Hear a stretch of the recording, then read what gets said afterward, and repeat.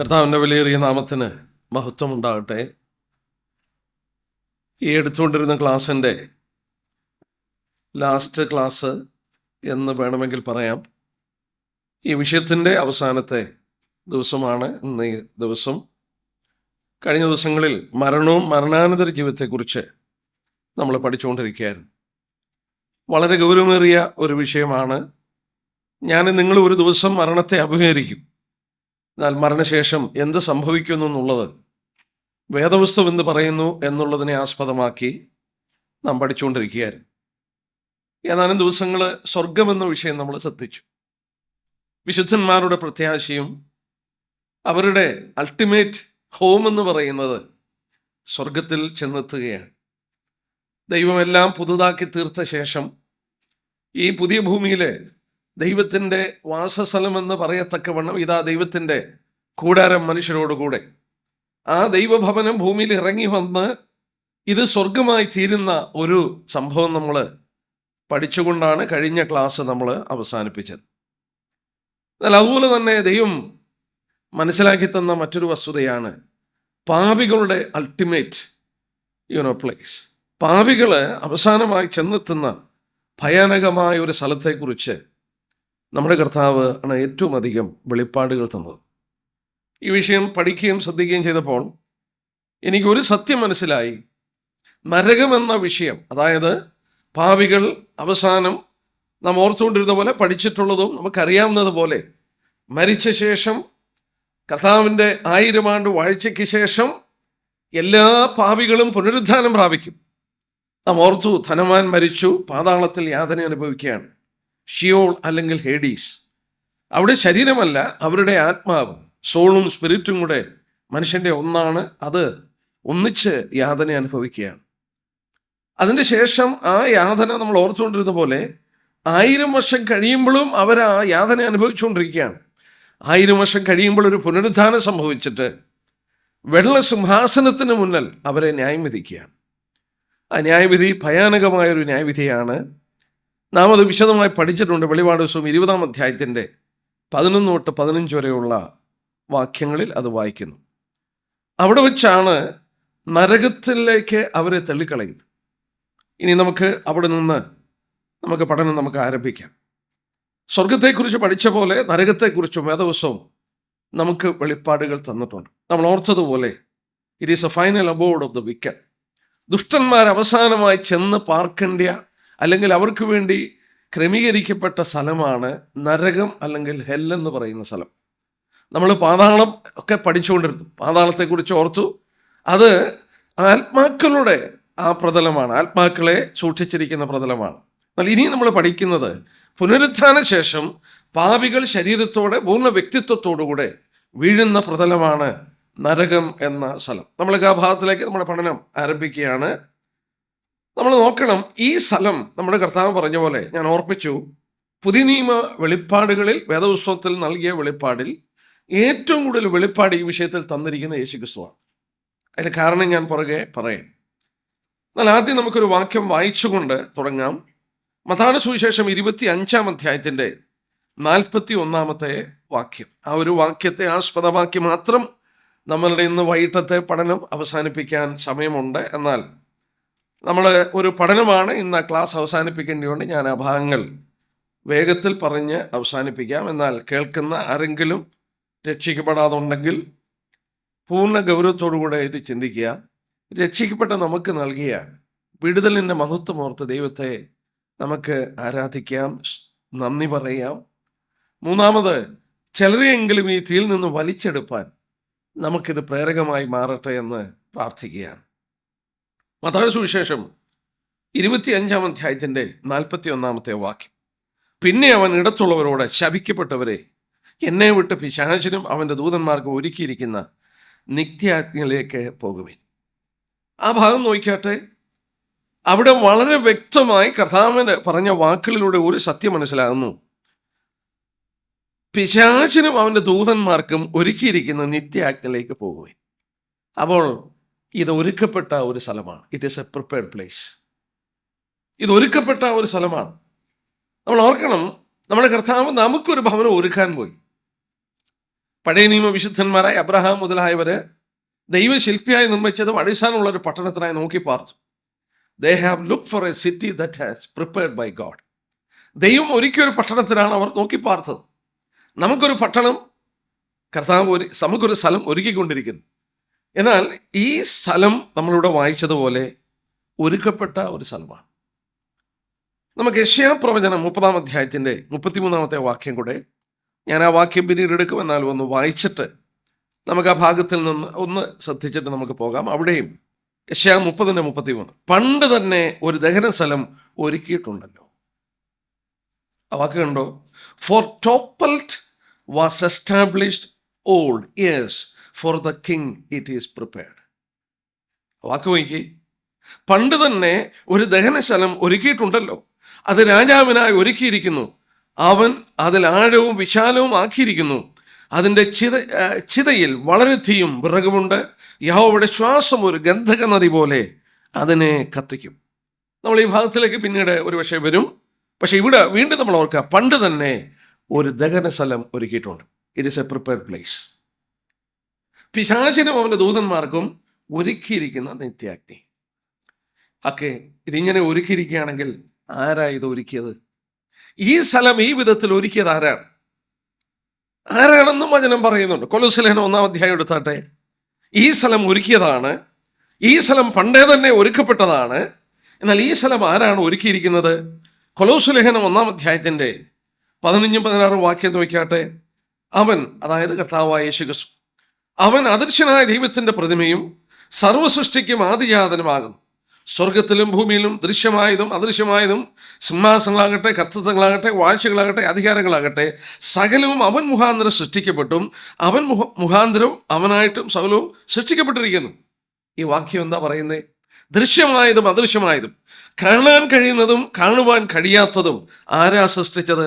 സകലവും അവൻ മുഖാന്തരം സൃഷ്ടിച്ചു, അവൻ മുഖാന്തരം അവനായിട്ട് സകലവും സൃഷ്ടിക്കപ്പെട്ടു. സൃഷ്ടിക്കപ്പെട്ടതൊന്നും അവനെ കൂടാതെ സൃഷ്ടിക്കപ്പെട്ടിട്ടില്ല. ഈ നരകവും സൃഷ്ടിച്ചിരിക്കുന്ന ആരാണ്? കർത്താവായ യേശുക്രിസ്തുവാണ്.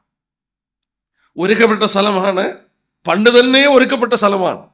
ഈ സ്ഥലം ഈ വിധത്തിൽ ഒരുക്കിയിരിക്കുന്നത് കൊലോസ്യ ലേഖനം 1-ാം അധ്യായത്തിൻ്റെ 15-16 വാക്യം വളരെ വ്യക്തമായി നമ്മളെ പഠിപ്പിക്കുന്നുണ്ട്. ഇതൊരുക്കിയത് കർത്താവാണ്. എന്നാൽ ഇത് ഒരുക്കിയത് മനുഷ്യന് വേണ്ടിയല്ല. നമ്മൾ മത്തായി 25:41 വായിച്ചു, പിശാചിനും അവൻ്റെ ദൂതന്മാർക്കും ഒരുക്കിയതാണ്. മറ്റൊരു വാക്യം ഒന്ന് വായിക്കാം, അത് പിന്നീട് നമുക്ക് പഠിക്കേണ്ടതായിട്ടുണ്ട്. യെശയ്യാ പ്രവചനം 14-ാമത്തെ അധ്യായം, ഐശയ്യാ ചാപ്റ്റർ 40. യെശയ്യാ പ്രവചനം 14-ാം അധ്യായത്തിൽ ഈ നരകത്തോടുള്ള ബന്ധത്തിൽ വീണ്ടും നമുക്ക് ഡിസ്ക്രിപ്ഷൻ കിട്ടുന്നുണ്ട്. അതിൻ്റെ 14-ാം അധ്യായത്തിൻ്റെ 12 തൊട്ടുള്ള വാക്യം, അരുണോദയപുത്രനായ ശുക്ര, അരുണോദയപുത്രൻ, നീ എങ്ങനെ ആകാശത്ത് നിന്ന് വീണു? ജാതികളെ താഴ്ത്തിയവനെ നീ ഇങ്ങനെ വെട്ടേറ്റ് നിലത്ത് വീണു.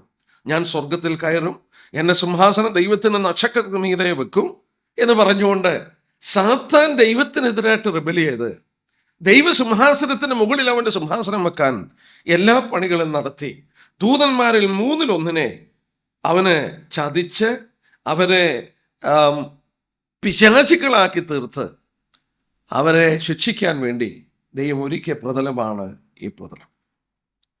അപ്പോൾ ഒരു കാര്യം പ്രത്യേകം ഓർക്കുക, നരകം കർത്താവായ യേശുക്രിസ്തു ഒരുക്കിയതാണ്, മാനവരാശിക്ക് വേണ്ടി ഒരുക്കിയതല്ല. കൊലോസ്യ ലേഖനം 1-ന്റെ 15-16 വാക്യത്തെ നമ്മൾ വായിച്ചതുപോലെ ആ സ്ഥലം ഒരുക്കിയത് കർത്താവായ യേശുക്രിസ്തുവാണ്. നമ്മുടെ മനസ്സിലൊരു ചിന്ത വരും, നരകം ഇത്ര ഭീകരമായിട്ട് എന്തിനാണ് കർത്താവ് സൃഷ്ടിച്ചത്? നരകത്തിൻ്റെ ഭീകരത നമ്മൾ നോക്കാൻ പോവുകയാണ്. എന്തിനാ ഇത്ര ഭീകരമായി സ്നേഹസ്വരൂപനായ ഈ കരുണയുള്ള കർത്താവ് എന്തിനാണ് ഇത്ര ഭീകരമായി ഈ സ്ഥലം സൃഷ്ടിച്ചത്? ഒറ്റ വാക്യം വായിച്ചാൽ മനസ്സിലാകും. റോമാലേഖനം 9-ാം അധ്യായം, റോമാലേഖനം 9-ാം അധ്യായം, നമ്മുടെ കർത്താവാണ് ഇത് സൃഷ്ടിച്ചതെന്നുള്ളത് നമ്മൾ കണ്ടു. അതിൻ്റെ 22 തൊട്ടുള്ള വാക്യം നോക്കിക്കാട്ടെ.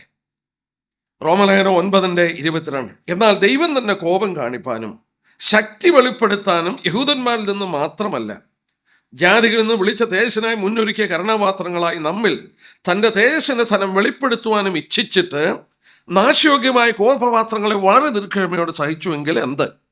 ആ വാക്യം ഞാൻ ഒന്ന് വിഭാഗിച്ച് വായിക്കാൻ പോകുക മനസ്സിലാക്കാൻ വേണ്ടി. നോക്കുക, അതിൻ്റെ 22-ാം വാക്യം, എന്നാൽ ദൈവം തന്നെ കോപം കാണിപ്പാനും ശക്തി വെളിപ്പെടുത്തുവാനും. 24 വാക്യം അവസാനം, നാശയോഗ്യമായ കോപപാത്രങ്ങളെ വളരെ ദീർഘക്ഷമയോടെ സഹിച്ചുവെങ്കിൽ എന്ത്? അപ്പോൾ ആ വാക്യത്തിന്റെ ആശയം എന്താ? ദൈവം തന്റെ കോപം കാണിപ്പാനും ശക്തി വെളിപ്പെടുത്താനും നാശയോഗ്യമായ കോപപാത്രങ്ങളെ വളരെ ദീർഘക്ഷമയോടെ സഹിച്ചു. എന്നാൽ അവിടെ മറ്റൊരു പാത്രം വായിക്കുന്നുണ്ട്. നോക്കിയാട്ടെ 23 വാക്യം. യഹൂദന്മാരിൽ നിന്ന് മാത്രമല്ല ജാതികളിൽ നിന്നും വിളിച്ച തേജസ്സനായി മുന്നൊരുക്കിയ കരുണാപാത്രം. നിങ്ങൾ ആ വാക്യം ശ്രദ്ധിച്ചിട്ടുണ്ടോ? തേജസ്സനായി മുന്നൊരുക്കിയ കരുണാപാത്രം. കരുണയുടെ പാത്രങ്ങളെ ദൈവം മുന്നമേ ഒരുക്കിയതാണ്. ആ വാക്ക് ശ്രദ്ധിക്കണം. രക്ഷിക്കപ്പെട്ട ദൈവമക്കൾ മറക്കാതെ ഓർക്കണം, നിങ്ങളെ മുന്നമേ ഒരുക്കിയതാണ്, എൻ്റെ മുന്നമേ ഒരുക്കിയതാണ്. ദൈവത്തിൻ്റെ കരുണ പകരുവാൻ ഒരുക്കിയ പാത്രങ്ങളാണ്. നമ്മൾ എഫെസ്യർ വായിക്കുന്നു, അവൻ്റെ കൃപയുടെ അത്യന്ത ധനത്തെ വരും കാലങ്ങളിൽ കാണിപ്പാൻ ദൈവം ക്രിസ്തുയേശുവിൽ നമ്മളെ തിരഞ്ഞെടുത്തിരിക്കുകയാണ്. ആ കരുണാപാത്രങ്ങൾ. പക്ഷെ ആ കരുണാപാത്രങ്ങളെ മുന്നൊരുക്കിയതാണ്. എന്നാൽ കോപപാത്രങ്ങളെ മുന്നൊരുക്കിയെന്ന് എഴുതിയിട്ടില്ല. ശ്രദ്ധിച്ചോളെ, കരുണാപാത്രങ്ങളെ ദൈവമാണ് ഒരുക്കിയത്, എന്നാൽ കോപപാത്രങ്ങളെ ദൈവം മുന്നൊരുക്കിയെന്ന് പറഞ്ഞിട്ടില്ല. നീ ഒരു കോപപാത്രമായി തീരുന്നെങ്കിൽ ദൈവം നിന്നെ ഒരുക്കിക്കൊണ്ടല്ല. എന്നാൽ നീ ഒരു കരുണാപാത്രമായി തീർന്നെങ്കിൽ ദൈവം നിന്നെ മുന്നമേ ഒരുക്കിയത് കൊണ്ടാണ്. നീയും കോപപാത്രമായിരുന്നു. ചോദിച്ചേക്കാം, ദൈവത്തിന് അപ്പോൾ മുഖപക്ഷമുണ്ടോ? ദൈവം കാണിച്ചത് അനീതിയാണോ എന്നൊക്കെ ചിലർ ചോദിച്ചേക്കാം. ഒരു വെള്ളച്ചാട്ടത്തിൽ വീണുകൊണ്ടിരിക്കുന്നു മനുഷ്യൻ. ആ വെള്ളച്ചാട്ടത്തിലെ ഒഴുകിക്കൊണ്ട് മനുഷ്യൻ മരിക്കുമ്പോൾ കരയ്ക്ക് നിന്ന് സ്നേഹമുള്ളൊരു മനുഷ്യൻ എങ്ങനെയോ ചിലരെയൊക്കെ വലിച്ച് കരയ്ക്ക് കയറ്റി. ആ മനുഷ്യൻ അവരെ പിടിച്ച് കരയ്ക്ക് കയറ്റിയോണ്ട് അയാൾ ചെയ്തത് എന്തെങ്കിലും തെറ്റാണോ? അല്ല. പക്ഷെ ആ രക്ഷപ്പെട്ടവർക്ക് ഓർക്കാം, എന്തൊരു ഭാഗ്യം, എനിക്ക് രക്ഷപ്പെടാൻ സാധിച്ചു. അല്ലെങ്കിൽ ആ ഒഴുക്കിൽപ്പെട്ടവരുടെ കൂടെ ഞാനും പോയി, ആ നാശത്തിലേക്ക് ഞാൻ പോയേനെ. രക്ഷിക്കപ്പെട്ട നമുക്ക് പറയാനുള്ളത് ഇത് മാത്രമാണ്. എന്തൊരു കരുണയാണ്, എന്തൊരു സ്നേഹമാണ്. നമ്മളെ ദൈവം മുന്നമേ ഒരുക്കിയ കരുണാപാത്രങ്ങളാണെന്ന് നമ്മൾ വായിക്കുന്നു. ദൈവം നമ്മളെ മുന്നമേ ഒരുക്കിയ കരുണാപാത്രങ്ങളാണ്. എന്നാൽ കോപപാത്രങ്ങളെ ദൈവം മുന്നമേ ഒരുക്കിയെന്ന് രേഖപ്പെടുത്തിയിട്ടില്ല. എന്നാൽ ഈ വാക്യത്തിന്റെ ആശയം വീണ്ടും ശ്രദ്ധിച്ചാട്ടെ. ദൈവത്തിന്റെ കോപം കാണിപ്പാനും ശക്തി വെളിപ്പെടുത്താനും. ഒരു ആർട്ടിസ്റ്റ് ഇവിടെയുണ്ട്. തൻ്റെ മനസ്സിൽ നല്ലൊരു കാവ്യ ചിന്ത കടന്നു വന്ന് ക്യാൻവാസിൽ വരയ്ക്കുവാൻ ആഗ്രഹിക്കുന്നുണ്ട്. തൻ്റെ കയ്യിൽ മഷിയും ബ്രഷുമുണ്ട്. എന്നാൽ അദ്ദേഹത്തിന് ആ മനസ്സിൻ്റെ വികാരങ്ങളെ വെളിപ്പെടുത്താൻ ഒരു ക്യാൻവാസ് കഷ്ണം ആവശ്യമാണ്. ഞാൻ ആരാണ്? എന്നെ ദൈവത്തിൻ്റെ കരുണ പ്രദർശിപ്പിക്കാൻ തിരഞ്ഞെടുത്ത പാത്രമാണ്. മറുഭാഗത്ത് ദൈവത്തിൻ്റെ കോപം കാണിപ്പാൻ. ദൈവത്തിൻ്റെ കോപം കാണിക്കുന്ന ഒരു പ്രതലമാണ് അവിടെ. നമ്മൾ ഓർക്കണം, 3 ബാലന്മാർ പിടിക്കപ്പെട്ടു. നെബൂഖദ്നേസർ ബിംബം നാട്ടിയിട്ട് ആരെങ്കിലും വീണ് നമസ്കരിക്കാതിരുന്നാൽ അവരെ തീച്ചൂളയിലിടുമെന്ന് പറഞ്ഞു. രാജാവ് പിടിച്ച് തീച്ചൂളയിലോട്ടാണോ ഇട്ടത്? അല്ല. ആ ബാലന്മാരെ പിടിച്ച ശേഷം നാം വായിക്കുന്നു, ആ അഗ്നികുണ്ഡത്തിൻ്റെ തീ 7 ഇരട്ടി കൂട്ടാൻ പറഞ്ഞു. എന്നിട്ടാണ് അവരെ പിടിച്ച് തീച്ചൂളയിലിട്ടത്. എന്താ അങ്ങനെ ചെയ്യാൻ കാരണം? രാജാവിൻ്റെ കോപം. തിരുവചനം വായിക്കുന്നു, രാജാവിൻ്റെ കോപം സിംഹഗർജനം പോലെയാണ്. ഞാൻ ചോദിച്ചോട്ടെ, ഇവിടെയുള്ളത് ആരുടെ കോപമാ? വെളിപാട് പുസ്തകത്തിൽ വായിക്കുന്നു, സർവശക്തനായ ദൈവത്തിൻ്റെ കോപം. സർവശക്തനായ ദൈവത്തിൻ്റെ കോപം ദൈവകോപത്തിൻ്റെ പ്രദർശനമാണ്. ദൈവകോപത്തിൻ്റെ പ്രകടമായ ഒരു പ്രതലമാണ് വിടും നരകം. അപ്പോൾ ദൈവത്തിൻ്റെ കോപം കാണിപ്പാൻ, നെബൂഖദ്നേസർ തൻ്റെ കോപം കാണിപ്പാൻ 7 ഇരട്ടി അഗ്നികുണ്ഡത്തിൻ്റെ തീയുടെ ചൂട് കൂട്ടിയെങ്കിൽ ദൈവപുത്രൻ്റെ രക്ഷയുടെ മഹത്വം മനസ്സിലാക്കാതെ ചവിട്ടിക്കളഞ്ഞ് മെതിച്ചു കളഞ്ഞ് ആ മനുഷ്യർക്ക് വേണ്ടി ഒരുക്കിയ സ്ഥലമാണ് ദൈവകോപത്തിൻ്റെ പ്രദർശനത്തിൻ്റെ സ്ഥലമാണ്. അപ്പോൾ ഓർത്തേക്കാം, യേശുക്രിസ്തുവിനെ സ്വീകരിച്ചില്ല എന്ന കാരണത്താൽ ഈ അനുഭവത്തിലേക്ക് കടന്നു പോകണോ? ഇത് വലിയൊരു പാപമാണെന്ന് വേദപുസ്തകം പഠിപ്പിക്കുന്നു. റോമലേഖനം 1-ാം അധ്യായത്തിൻ്റെ ഞാൻ 2 വാക്യം ഒന്ന് വായിച്ചോട്ടെ. റോമലേഖനം 1-ാം അധ്യായം എടുക്കുമ്പോൾ അതിൻ്റെ 18-ാമത്തെ വാക്യം രക്ഷയുടെ അടിത്തറ പാകിത്തരുന്ന ഒരു മനോഹരമായ ഒരു പുസ്തകമാണ് റോമലേഖനം. അതിൻ്റെ 18-ാം വാക്യം നോക്കിയാട്ടെ. 1:18. അനീതി കൊണ്ട് സത്യത്തെ തടുക്കുന്ന മനുഷ്യന്റെ സകല അഭക്തിക്കും അനീതിക്കും നേരെ ദൈവത്തിൻ്റെ കോപം സ്വർഗത്തിൽ നിന്ന് വെളിപ്പെടുന്നു. Suppressing the truth of God. ദൈവത്തിൻ്റെ സത്യങ്ങളെ അനീതി കൊണ്ടങ്ങ് തടുക്കുകയാണ്. അവരോടുള്ള ദൈവകോപം വെളിപ്പെടുകയാണ്. നരകത്തിൽ പോകുന്നതിൻ്റെ കാരണം എന്നാ? അനീതി കൊണ്ട് സത്യത്തെ തടുക്കുകയാണ്. മറ്റൊരു വാക്യം നോക്കിയാട്ടെ, എബ്രായലേഖനം 2-ാം അധ്യായം, ഹീബ്രൂസ് ചാപ്റ്റർ 2, എബ്രായലേഖനം 2-ാം അധ്യായം. അവിടെ നമ്മൾ ഇങ്ങനെ വായിക്കുന്നു, അതിൻ്റെ 3-4 വാക്യം. 3 വാക്യം: എങ്കിലും കർത്താവ് പറഞ്ഞു തുടങ്ങിയതും താൻ പറഞ്ഞു തുടങ്ങിയതും ദൈവം അടയാളങ്ങളാലും അത്ഭുതങ്ങളാലും വിവിധ വീരപ്രവൃത്തികളാലും തൻ്റെ ഇഷ്ടപ്രകാരം പരിശുദ്ധാത്മാവിനെ നൽകിക്കൊണ്ടു സാക്ഷി നിന്നതും കേട്ടവ നമുക്ക് ഉറപ്പിച്ചെന്നതായ ഇത്ര വലിയ രക്ഷ ഗണ്യമാക്കാതെ പോയാൽ എങ്ങനെ തെറ്റിയൊഴിയും? Neglecting such a great salvation. സത്യത്തെ അനീതി കൊണ്ട് തടുക്കുന്നു. ദൈവത്തിൻ്റെ ഇത്ര വലിയ രക്ഷ പുത്രൻ പറഞ്ഞു തുടങ്ങി, സാക്ഷി നിന്നവർ ഉറപ്പിച്ചു തന്നു, ദൈവം പരിശുദ്ധാത്മാവിനെ നൽകിക്കൊണ്ട് നമുക്ക് അടയാളങ്ങളാൽ ഇതിനെ ഉറപ്പിച്ചു തന്നു. ഇത്ര വില കൊടുത്ത് ദൈവം നമുക്ക് വേണ്ടി ഒരുക്കി ദൈവം നമുക്ക് വേണ്ടി സാക്ഷി നിന്ന് നന്ന ഈ രക്ഷയെ അവഗണിച്ച് കളയുക, നെഗ്ലക്റ്റ് ചെയ്യുക. ഇവിടെ രേഖപ്പെടുത്തിയതാണ്, രക്ഷ, ഇത് വലിയൊരു കാര്യമാണോ? ഉപദേശിമാരുടെ ഭാഷയാണ് ഇതൊക്കെ. അതിനെ അവഗണിച്ച് കളയുക.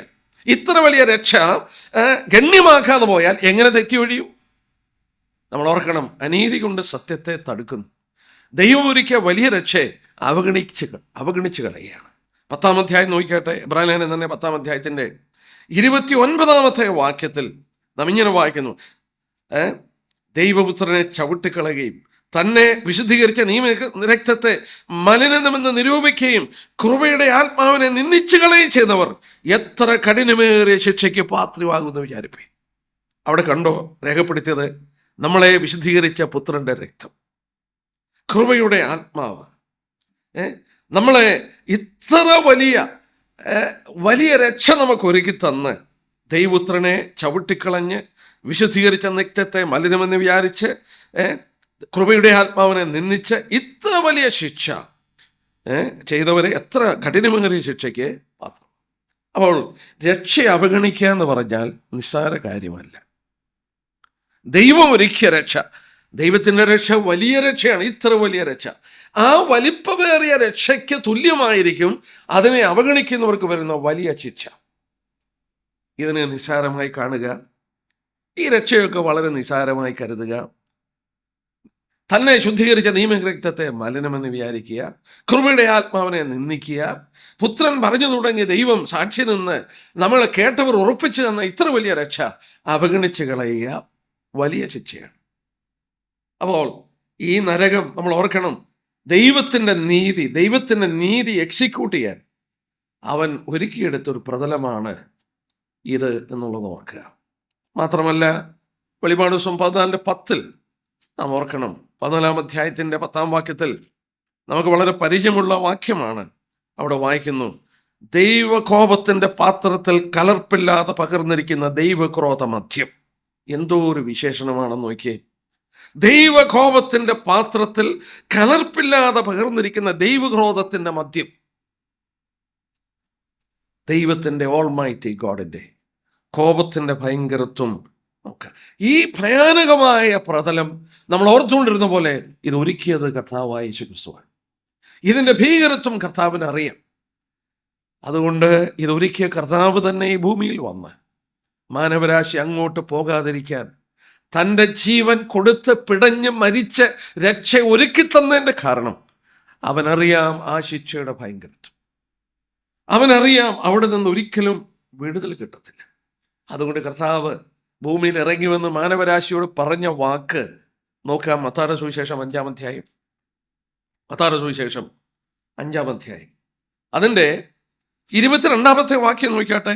കർത്താവിൻ്റെ പരസ്യ ശുശ്രൂഷ ആരംഭിക്കുകയാണ്. നോക്കണം, 5-ാം അധ്യായത്തിലാണ് പബ്ലിക് മിനിസ്ട്രി ആരംഭിക്കുന്നത്.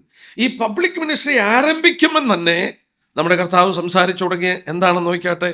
അതിൻ്റെ 22-ാമത്തെ വാക്യം: ഞാനോ നിങ്ങളോട് പറയുന്നു, സഹോദരനോട് കോപിക്കുന്നവരെല്ലാം നിത്യവിധിക്ക് ന്യായവിധിക്ക് യോഗ്യനാകും. സഹോദരൻ നിസ്സാരൻ എന്ന് പറഞ്ഞാലോ ന്യായാധിപ സഭയുടെ മുമ്പിൽ നിൽക്കേണ്ടി വരും. മൂഢ എന്ന് പറഞ്ഞാലോ അഗ്നി നരകത്തിന് യോഗ്യനാകും. കർത്താവിൻ്റെ പരസ്യ ശുശ്രൂഷയിൽ ആദ്യം തന്നെ നരകത്തെക്കുറിച്ച് പ്രസംഗിച്ചു തുടങ്ങി. ഇനി 29 തൊട്ടുള്ള വാക്യം നോക്കി, 29-30 വാക്യം: എന്നാൽ വലങ്കണ്ണ് നിനക്ക് ഇടച്ചു വരുത്തുന്നെങ്കിൽ അതിനെ ചൂഴ്ന്നെടുത്ത് എറിഞ്ഞു കളക. നിന്റെ ശരീരം മുഴുവൻ നരകത്തിൽ വീഴുന്നതിനേക്കാൾ നിന്റെ അവയവങ്ങളിൽ ഒന്നും നശിക്കുന്നത് നിനക്ക് പ്രയോജനമുള്ള അത്രയും. വലങ്കൈ നിനക്ക് ഇടർച്ച വരുത്തുന്നെങ്കിൽ അതിനെ വെട്ടി എറിഞ്ഞു കളയുക. നിന്റെ ശരീരം മുഴുവൻ നരകത്തിൽ പോകുന്നതിനേക്കാൾ അവയങ്ങൾ ഒന്ന് നശിക്കുന്നത് നിനക്ക് പ്രയോജനമത്രേ. എൻ്റെ സൗരശവന്മാരെ, എന്നെ കേൾക്കുന്ന പ്രിയപ്പെട്ടവരെ, ഈ വാക്കൊന്ന് ശ്രദ്ധിച്ചേ. 2 ഭാഗമാണ് കർത്താവ് എടുത്ത് പറഞ്ഞ്: കണ്ണും കൈയും, വലങ്കൈയും. എന്താ കർത്താവ് കാലും മറ്റൊന്നും പറയാഞ്ഞ്? നിന്റെ കണ്ണ് നിനക്ക് ഇടച്ചു വരുത്തുന്നെങ്കിൽ, നിന്റെ വലങ്കൈ നിനക്ക് ഇടച്ചു വരുത്തുന്നെങ്കിൽ ഒരു കാര്യം മാത്രം ഓർത്താൽ മതി: മനുഷ്യൻ പാപം ചെയ്യുന്നത് ഈ 2 അവയവങ്ങൾ മൂലമാണ്. അവൻ്റെ ഉള്ളിൽ പാപം കടന്നു വരുന്നത് കൺമോഹം. കണ്ണുകൊണ്ട് കാണുന്നു, കൈകൊണ്ട് തൊടുന്നു. By sensation and by seeing. ഇസ്രായേലിന് കൊടുത്ത പ്രമാണം നമ്മൾ പഠിച്ചാൽ ദൈവം വളരെ വ്യക്തമായി അവരോട് ആവശ്യപ്പെട്ട ഒരു കാര്യമുണ്ട്: നിങ്ങളുടെ 2 കണ്ണുകളുടെ മധ്യത്തിൽ ദൈവത്തിൻ്റെ വചനം കെട്ടണമെന്ന് പറഞ്ഞു. ഇന്ന് അവരെ ഒരു പെട്ടി പോലൊരു സാധനത്തിനകത്ത് വെച്ചിട്ട് ഇങ്ങനെ കെട്ടുന്നുണ്ട്, പ്രാർത്ഥിക്കുമ്പോൾ. നിന്റെ വലങ്കയിൽ കെട്ടണമെന്ന് പറഞ്ഞു.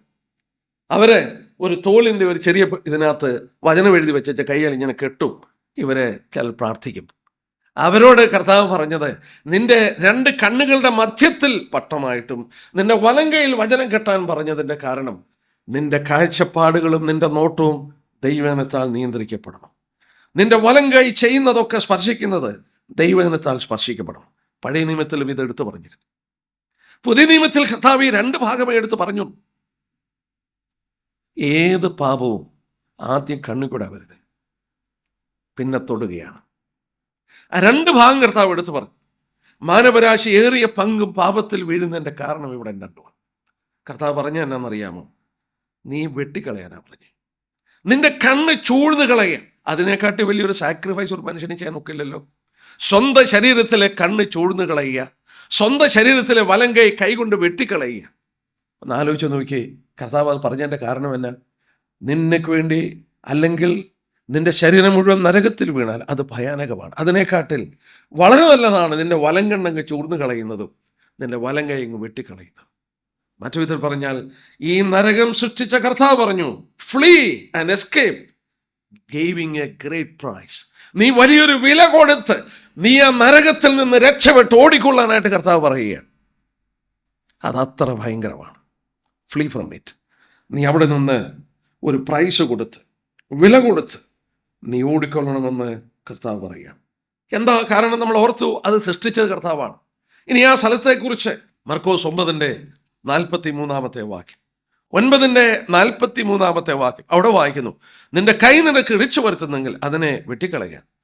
ഊനനായി ജീവനിൽ കടക്കുന്നത് 2 കൈയുള്ളവനായി കെടാത്ത തീയായ നരകത്തിൽ പോകുന്നതിനേക്കാൾ നിനക്ക് നല്ലത്. നിന്റെ കാൽ നിനക്ക് ഇടിച്ചു വരുത്തുന്നെങ്കിൽ അതിനെ വെട്ടിക്കളയുക.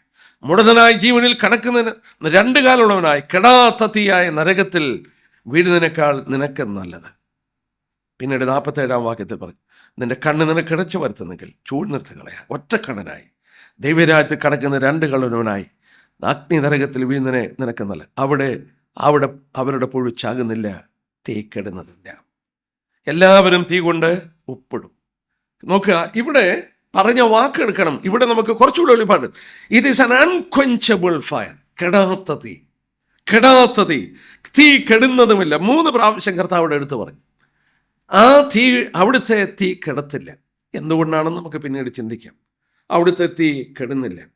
തീ കെടുന്നില്ലെന്ന് മാത്രമല്ല, വെളിപാട് ദിവസം 19-ാം അധ്യായത്തിൻ്റെ 20-ാം വാക്യം നമ്മൾ വായിക്കുമ്പോൾ, 19-ാം അധ്യായത്തിൻ്റെ 20-ാം വാക്യത്തിൽ വായിക്കുമ്പോൾ അവിടെ വായിക്കുന്നു, ഗന്ധകം കത്തുന്ന തീപ്പൊയ്ക.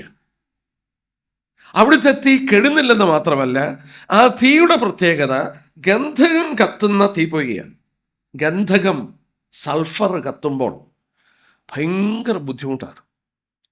അതിനെക്കുറിച്ച് പറയുന്നത്, സൾഫറിൻ്റെ ബേണിംഗ് എന്ന് പറഞ്ഞാൽ ആറ്റം റേഡിയേഷൻ ശരീരത്തിൽ കുത്തിക്കയറുമ്പോഴുള്ള ഭയാനകമായ വേദന പോലത്തെ വേദനയാണ് ഈ ഗന്ധകം കത്തുമ്പോഴുള്ള തീപ്പൊയ്ക.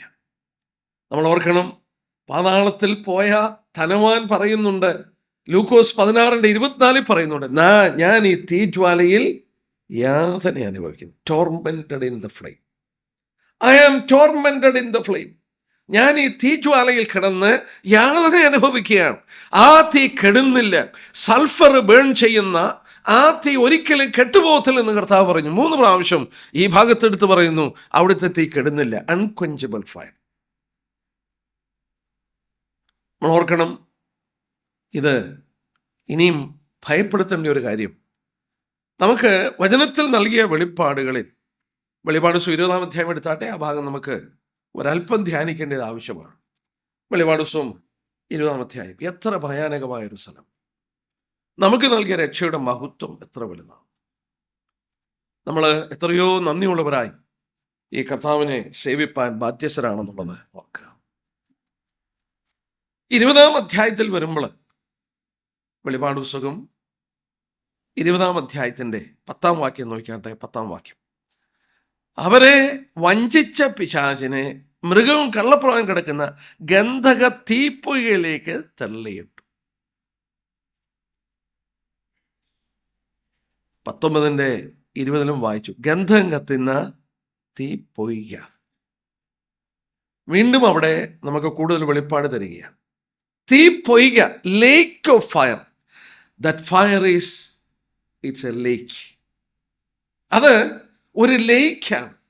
മറ്റു വിധത്തിൽ പറഞ്ഞാൽ, നമ്മൾ ഓർക്കണം, ഞാനതിൻ്റെ ഒരു വാക്ക് പറഞ്ഞിട്ട് ആ ഭാഗത്തിലേക്ക് വരാം. ലേക്ക് ഓഫ് ഫയർ എന്ന് വാക്ക് ഉപയോഗിച്ചിട്ടുണ്ട്. വളരെ വ്യക്തമായി നരകം അത് തീപ്പൊയ്കയാണ്, ലിക്വിഡ് ഫോമിലാണെന്ന് പറഞ്ഞു. ഞാൻ ഓർപ്പിക്കട്ടെ, പുതിയ നിയമത്തിൽ നമ്മൾ കടന്നു വരുമ്പോൾ സിനോപ്റ്റിക് ഗോസ്പൽ, ആദ്യത്തെ 3 സുവിശേഷങ്ങളിൽ ഈ തീപ്പൊയ്കയ്ക്ക് ഉപയോഗിച്ചിരിക്കുന്ന വാക്ക് വിഭിന്നമായൊരു വാക്കാണ്. നമ്മൾ ഇതുവരെ പഠിച്ചു, പാതാളത്തിൽ യാതന അനുഭവിക്കുമ്പോൾ ആത്മാക്കൾ പോയിരിക്കുന്ന പാതാളത്തിന് ഷിയോൾ എന്നും ഹേഡീസ് എന്നും പറയുന്നു. എന്നാൽ ഇവിടെ ഉപയോഗിച്ചിരിക്കുന്ന വീട് വേറൊരു വീടാണ്, ഗീഹെന്ന. ഗീഹെന്ന, നരകം അല്ലെങ്കിൽ തീപ്പൊയ്ക എന്നുള്ള വാക്കിന് ഉപയോഗിച്ചിരിക്കുന്ന വേർഡ് ഗീഹെന്ന, GHENNA, ഗീഹെന്ന. ഈ വാക്ക് പുതിയ നിയമത്തിൽ 12 പ്രാവശ്യം ഉപയോഗിച്ചിട്ടുണ്ട്. ഇനി ഞാൻ പറയുന്നത് ഗൗരവത്തോടെ നോട്ട് ചെയ്യുക. 12 പ്രാവശ്യം ഗീഹെന്ന എന്ന വാക്ക് പുതിയ നിയമത്തിൽ പറഞ്ഞതിൽ നമ്മൾ ഓർക്കണം, 11 പ്രാവശ്യം പറഞ്ഞ ആരാന്നറിയാമോ? യേശുക്രിസ്തുവാണ്. 11 പ്രാവശ്യം പറഞ്ഞത് യേശുക്രിസ്തുവാണ്. ആദ്യത്തെ 3 സുവിശേഷങ്ങൾ അത് രേഖപ്പെടുത്തിയിട്ടുണ്ട്. 11 പ്രാവശ്യം കർത്താവ്. 12ാമത് പറഞ്ഞത് യാക്കോബ് 3:6. 12ാമത് രേഖപ്പെടുത്തിയിരിക്കുന്നത് യാക്കോബ് 3:6. നാവിനെ കുറിച്ച് പറയുമ്പോൾ, നാവ് തീ തന്നെ, നരകത്താൽ അതിന് തീ പിടിക്കുകയും ചെയ്യുന്നു. നരകത്താൽ, അവിടെ ഗീഹെന്ന എന്നുള്ള വാക്കാണ്. 12 പ്രാവശ്യം പുതിയ നിയമത്തിൽ രേഖപ്പെടുത്തിയ വാക്കിൽ ആദ്യത്തെ 3 സുവിശേഷത്തിൽ യേശുക്രിസ്തു പറഞ്ഞ 11 പ്രാവശ്യം. 12ാമത് പറഞ്ഞിരിക്കുന്നത് യാക്കോബ് 3:6. ഇനി ഗീഹെന്ന എന്നുള്ള വാക്കിൻ്റെ അർത്ഥം പഠിക്കാം. ഇത് നമ്മൾ ഓർക്കണം, മറ്റേത് ഷിയോൾ എന്നും ഹേഡീസ് എന്നുമാണ് പാതാളത്തിന് ഉപയോഗിച്ചത്. ഇത് വിഭിന്നമായൊരു സ്ഥലമാണെന്നുള്ളത് കർത്താവ് ഉപയോഗിച്ച വാക്കിലൂടെ തന്നെ മനസ്സിലാക്കാം. ഗീഹെന്ന അതൊരു 2 എബ്രായ വാക്കാണ്, 2 compounded words. Ge Hinnom, Ge Hinnom, valley of Hinnom. Hinnom താഴ്വര എന്നാണ് ഗെഹന്ന എന്ന വാക്കിൻ്റെ അർത്ഥം. ഇസ്രയേലിൽ സന്ദർശിച്ച സന്ദർഭങ്ങളിൽ ഈ വാലി ഞാൻ പ്രത്യേകം ശ്രദ്ധിക്കുമായിരുന്നു. ഇസ്രയേലിൽ അങ്ങനെ ഒരു വാലിയുണ്ട്. യെരുശലേമിൻ്റെ തെക്ക് പടിഞ്ഞാറ്, സൗത്ത് വെസ്റ്റ്, യെരുശലേമിൻ്റെ തെക്ക് പടിഞ്ഞാറായിട്ട് ഇങ്ങനൊരു താഴെയുള്ളൊരു കുഴി പോലെ നീളത്തിൽ കിടക്കുന്ന ഒരു കുഴിയുണ്ട്. ആ കുഴിയാണ്, വാലിയാണ് ഗീഹന്നോം എന്ന് കർത്താവിൻ്റെ കാലത്ത് പറഞ്ഞിരുന്ന കുഴി. എന്താ അവിടെ സംഭവിച്ചിരുന്നതെന്ന് ഞാനങ്ങ് പറയാം. എന്തിനാണ് നരകത്തിന് ഉപയോഗിച്ചതെന്ന് പിന്നീട് പറയാം. ഇസ്രായേലിൻ്റെ ചരിത്രത്തിൽ ആഹാബ് എന്ന് പറയുന്ന ഒരു രാജാവ് ഭരണത്തിൽ വന്നു. ആഹാബ് രാജാവ് താന് ഒരു ദുഷ്ടനായ ഒരു രാജാവായിരുന്നു. ഈ ആഹാബ് രാജാവിൻ്റെ കാലത്ത് ഇസ്രായേൽ മക്കള് അഗ്നിദേവനെ ആരാധിപ്പാനായിട്ട് ആരംഭിച്ചു. ആഹാബ് അഗ്നിദേവനെ ആരാധിപ്പാനായിട്ട് അത് പഠിപ്പിക്കുകയായിരുന്നു. ഈ അഗ്നിദേവനെ ആരാധിച്ചത് ഈ സ്ഥലത്താണ്. ഈ ഗിഹന്നോം എന്ന് പറയുന്ന വാലിയിലാണ് ഈ അഗ്നിദേവനെ ആരാധിച്ചത്. മോളക്ക് എന്ന് പറയുന്ന ഒരു ദേവനുണ്ടായിരുന്നു. ആ ദേവനെ ആരാധിക്കുന്ന, അഗ്നിദേവനായ മോളക്കിനെ ആരാധിക്കുന്നത്, തീക്കുണ്ഠത്തിൻ്റെ മധ്യത്തിൽ ഒരു വലിയ ബിംബമുണ്ട് മോളക്കിൻ്റെ. കരങ്ങളിങ്ങനെ നീട്ടിപ്പിടിച്ചുകൊണ്ട് ഈ മോളക്ക് ഇരിക്കുകയാണ്. ഈ അഗ്നിദേവനെ ആരാധിക്കുന്ന യഹൂദന്മാർ അവരുടെ കൊച്ചു കുഞ്ഞുങ്ങളെ കൊണ്ടുവന്ന് ഈ തീ അടിയിൽ കത്തിക്കൊണ്ടിരിക്കുന്ന ഈ മോളക്ക് എന്ന് പറയുന്ന ദേവന്റെ കരങ്ങളിൽ കൊണ്ടു കൊടുക്കുമായിരുന്നു. ജീവനോടെ ഈ കുഞ്ഞുങ്ങൾ കിടന്ന് കരയും. ആ തീയുടെ ചൂടുകൊണ്ട് പൊള്ളുന്ന പഴുത്തിരിക്കുന്ന കരങ്ങളിലേക്ക് കുഞ്ഞിനെ കൊടുക്കുമ്പോൾ ആ കുഞ്ഞ് കിടന്ന് കരഞ്ഞ് അവിടെ പിടഞ്ഞ് ചാകുകയാണ്. പക്ഷെ ആ കുഞ്ഞിൻ്റെ കരച്ചിലാരും കേൾക്കത്തില്ല. ആ കുഞ്ഞിൻ്റെ കരച്ചിൽ കേൾക്കാതിരിക്കാൻ ഭയങ്കരമായിട്ട് ഡ്രം ബീറ്റ് ചെയ്യും. അങ്ങനെ ഡ്രം ബീറ്റ് ചെയ്യുന്നതുകൊണ്ട് ആ വാലിക്ക് വേറെ ഒരു പേര് കൊടുത്തു, ടോപ്പറ്റ്. TOPHET. ടോപ്പറ്റ് എന്ന വാക്ക് കൊടുത്തു. ടോപ്പറ്റ് എന്ന വാക്കിൻ്റെ അർത്ഥം ഡ്രം എന്നാണ്, വാലി ഓഫ് ടോപ്പറ്റ്. ആ വാക്യം നമുക്ക് നോക്കാം. ഈ ഭാഗത്തിന് മറ്റൊരു പേര് കൊടുത്തതാണ് ടോപ്പറ്റ് എന്ന് പറയുന്ന ആ പേര്, ടോപ്പറ്റ് എന്ന് പറയുന്നു. നമുക്ക് യെശയ്യാപ്രവചനം 30-ാം അധ്യായം എടുക്കാം. ഇതാണ് കർത്താവ് നരകത്തിനടുത്ത് ഉപയോഗിച്ചത്. എന്തുകൊണ്ടാണെന്നുള്ളത് ഞാൻ പിന്നീട് പുറകെ പറയാം. യെശയ്യാപ്രവചനം 30-ാം അധ്യായം എടുത്താട്ടെ, അതിൻ്റെ 33-ാമത്തെ വാക്യം. 30-ാം അധ്യായത്തിൻ്റെ 33-ാം വാക്യം. പണ്ട് തന്നെ ഒരു ദഹനസ്ഥലം ഒരുക്കിയിട്ടുണ്ട്, അത് രാജാവിനായിട്ടുള്ളത് ഒരുക്കിയിട്ടുള്ളത്. അവനതിൻ്റെ ആഴവും വിശാലവും ആക്കിയിരിക്കുന്നു. അതിൻ്റെ ചിതയിൽ വളരെ തീയും വിറകുണ്ട്. യഹോവയുടെ ശ്വാസം ഒരു ഗന്ധക നദി പോലെ അതിനെ കത്തിക്കും. ഞാൻ ആ വാക്യം ഇംഗ്ലീഷ് ഒന്ന് വായിക്കാം. നമ്മൾക്ക് ട്രാൻസ്ലേഷനിൽ ചിലപ്പോഴൊക്കെ ചില ഭാഗങ്ങളൊക്കെ വിട്ടുപോകാറുണ്ട്. മറ്റ് ഭാഷകളൂടെ ഉപയോഗിക്കുമ്പോൾ നമുക്കത് മനസ്സിലാക്കാനായിട്ട് സാധിക്കും. യെശയ്യാ 30-ന്റെ 33-ാം വാക്യം ഞാൻ ഇംഗ്ലീഷിൽ വായിക്കുന്നു. For Tophet, TOPHET. ഇവിടെ മലയാളത്തിൽ വായിച്ചപ്പോൾ പണ്ട് തന്നെ ഒരു ദഹന സ്ഥലം വന്ന, ഇംഗ്ലീഷ് അങ്ങനെയല്ല. For Tophet was establish for old. Yes, for the king it is prepared. He has made it deep and large. Its spire is fire with much wood. The breath of the Lord like a stream brimstone kindles it. For Tophet. Tophet എന്ന് പറയുന്ന ഈ വാലിക്ക്, ഗിഹന്നോം വാലിക്ക് പേര് കൊടുത്തത് ടോപ്പറ്റ് എന്ന് കൊടുക്കാൻ കാരണം നമ്മൾ ഓർത്തുകൊണ്ടിരുന്ന പോലെ അവിടെ ഈ ഡ്രം ബീറ്റ് കൊണ്ട് അവിടെ ഇതിൻ്റെ ശബ്ദം കേൾക്കാതെ വന്നു. ഭയങ്കരമായ ഡ്രം ബീറ്റ്. നമ്മൾ ഓർക്കണം, അവിടെ ഈ കുഞ്ഞുങ്ങളെ കരയുന്ന കുഞ്ഞുങ്ങളെ, ഇസ്രയേലിൻ്റെ ചരിത്രം നമ്മൾ നോക്കിയാൽ ആഹാബ് ഭരിച്ചുകൊണ്ടിരുന്ന കാലഘട്ടങ്ങളിൽ ഈ അഗ്നിദേവനെ ആരാധിച്ചതിൻ്റെ ഫലമായി മോളക്ക് എന്ന് പറയുന്ന ദേവനെ ആരാധിച്ച് യഹൂദന്മാർ, ഏകസത്യ ദൈവമായ ഈ യഹൂദന്മാർ അനേകര് തങ്ങളുടെ കുഞ്ഞുങ്ങളെ അഗ്നിപ്രവേശം ചെയ്യിച്ചു. നമ്മൾ വേദപുസ്തകത്തിൽ വായിക്കുന്നുണ്ട്, അഗ്നിപ്രവേശം ചെയ്യിച്ചു എന്ന് വായിക്കുന്നുണ്ട്. ഈ അഗ്നിപ്രവേശം ചെയ്യിച്ചു എന്ന് പറയുന്നത് ഇസ്രായേലിൻ്റെ ചരിത്രത്തിൽ പല നാളുകളിൽ ഈ അഗ്നിപ്രവേശം ചെയ്യിച്ചതായിട്ട് നമ്മൾ വായിക്കുന്നുണ്ട്. നമ്മൾ ഓർക്കണം, അതിൻ്റെ ഭയാനകത്വം എത്ര വലുതാണെന്നുള്ളത് നമ്മൾ ഓർത്ത് നോക്കുക. ഈ അഗ്നിപ്രവേശം ചെയ്യിച്ചു. എന്നാൽ അത് ജോഷ്യ എന്ന് പറയുന്ന രാജാവ് തൻ്റെ കാലത്ത് നിർത്തലാക്കി. തൻ്റെ കാലത്ത് അത് നിർത്തൽ ചെയ്ത ശേഷം ആ സ്ഥലം പിന്നീട് ഉപയോഗശൂന്യമായി. എന്ത് ചെയ്തു? ഇത് യെരുശലേം പട്ടണത്തിൻ്റെ അടുക്കൽ കിടക്കുന്ന സ്ഥലമാണ്. ആ പട്ടണത്തിൻ്റെ സകല ചപ്പ് ചവറുകളും അഴുകി പുഴുകി കിടക്കുന്ന മുഴുവൻ കൊണ്ടുവന്ന് തെള്ളുന്ന സ്ഥലമായി. അങ്ങനെ കിടക്കുന്ന ആ സ്ഥലം ചത്തുപോയ മൃഗങ്ങളുടെയും ആരുമില്ലാതെ ചരിച്ചുപോയ ദുഷ്ടന്മാരുടെയൊക്കെ ശവശരീരങ്ങൾ വലിച്ചെറിയുന്ന സ്ഥലമായി. അപ്പോൾ കർത്താവ് ജീവിച്ചിരുന്ന സമയത്ത് അവിടെ ഒരു സംഭവം നടന്നുകൊണ്ടിരിക്കുകയാണ്. അവിടുത്തെ തീ കെടുന്നില്ലേ? ഈ ടോപ്പറ്റ് എന്ന് പറയുന്ന ഈ താഴ്വരയിൽ, അല്ലെങ്കിൽ ഗിഹന്നോം എന്ന് പറയുന്ന വാലി, എന്നും ഈ പട്ടണത്തിൽ നിന്ന് വരുന്ന ചപ്പുചവറുകളും ചത്ത ശരീരങ്ങളുമൊക്കെ എറിഞ്ഞ് അവിടെ തീ കെടുന്നുമില്ല. അവിടെ ഈ അഴുകിപ്പോയ ശരീരങ്ങളിൽ കിടക്കുന്ന പുഴുക്കൾ ചാകാതെ ഇങ്ങനെ കിടക്കുകയാണ്. ആ വാലിക്ക് കൊടുത്ത പേരാണ് ഗിഹന്നോം, വാലി ഓഫ് ഹിന്നോം. ഇന്നും ഇസ്രായേലിൽ ചെന്ന ആ വാലി കാണാം. ഞാൻ പോകുമ്പോഴൊക്കെ ആ ഭാഗം പ്രത്യേകം നോട്ട് ചെയ്യും. ടോപ്പറ്റ് എന്നും വാലി ഓഫ് ഡ്രം എന്നും അതിന് പേര് കൊടുത്തതിൻ്റെ കാരണം അതാണ്. പിന്നെ അതെന്തിനാ കർത്താവ് നരകത്തിന് ഉപയോഗിച്ചത്? സ്വർഗത്തിന് മറ്റൊരു വാക്ക് ഉപയോഗിച്ചു. കൊരിന്ത്യർ ലേഖനം ഒന്ന് എടുത്ത് നോക്കാം. 2 കൊരിന്ത്യർ. അതെന്തിനാ ഉപയോഗിച്ചത്? 2 കൊരിന്ത്യർ 12-ാം അധ്യായം. 2 കൊരിന്ത്യർ 12-ാം അധ്യായത്തിൽ പൗലോസിൻ്റെ ജീവിതാനുഭവം നമ്മൾ ഈ ഭാഗം ഒന്ന് പഠിച്ചതാണ്. എന്നാൽ ഇപ്പോൾ ഈ വിഷയത്തോട് ബന്ധത്തിൽ നോക്കാം. 2-ാം വാക്യം. ക്രിസ്തുവിലുള്ള ഒരു മനുഷ്യനെ ഞാൻ അറിയുന്നു, അവൻ 14 സംവത്സരം മുമ്പ് 3 സ്വർഗത്തോളം എടുത്തുള്ളപ്പെട്ടു. സ്വർഗമെന്നുള്ളത് നമുക്കറിയാം, 3 സ്വർഗം ദൈവം വസിക്കുന്ന പ്രതലമാണ്. 1 സ്വർഗം പക്ഷികൾ പറക്കുന്ന ആകാശം, 2 സ്വർഗം നക്ഷത്രങ്ങൾ വെട്ടിത്തിളങ്ങുന്ന ആകാശമണ്ഡലം, 3 സ്വർഗം അതിന് മീതെയുള്ള പ്രതലമാണ് ദൈവം വസിക്കുന്നത്. അങ്ങോട്ട് എടുത്തുകൊള്ളപ്പെട്ടു. ഇനി താഴോട്ട് വായിച്ചാട്ടെ. എടുത്തുകൊള്ളപ്പെട്ടു. ശരീരത്തോടെയോ എന്ന് ഞാൻ അറിയുന്നില്ല, ശരീരം കൂടാതെ ഒന്നും അറിയുന്നില്ല. ആ മനുഷ്യൻ പരദേശിയോളം എടുക്കപ്പെട്ടു, 3 സ്വർഗത്തോളം എടുത്തുകൊള്ളപ്പെട്ടു. ആ സ്വർഗത്തിന് കൊടുത്ത പേരെന്തുവാ? പരദേശിയോളം എടുത്തപ്പെട്ടു. പാരഡൈസ്. പരദേശി എന്ന് പറയുന്നത് ഏത് സ്ഥലമാണ്?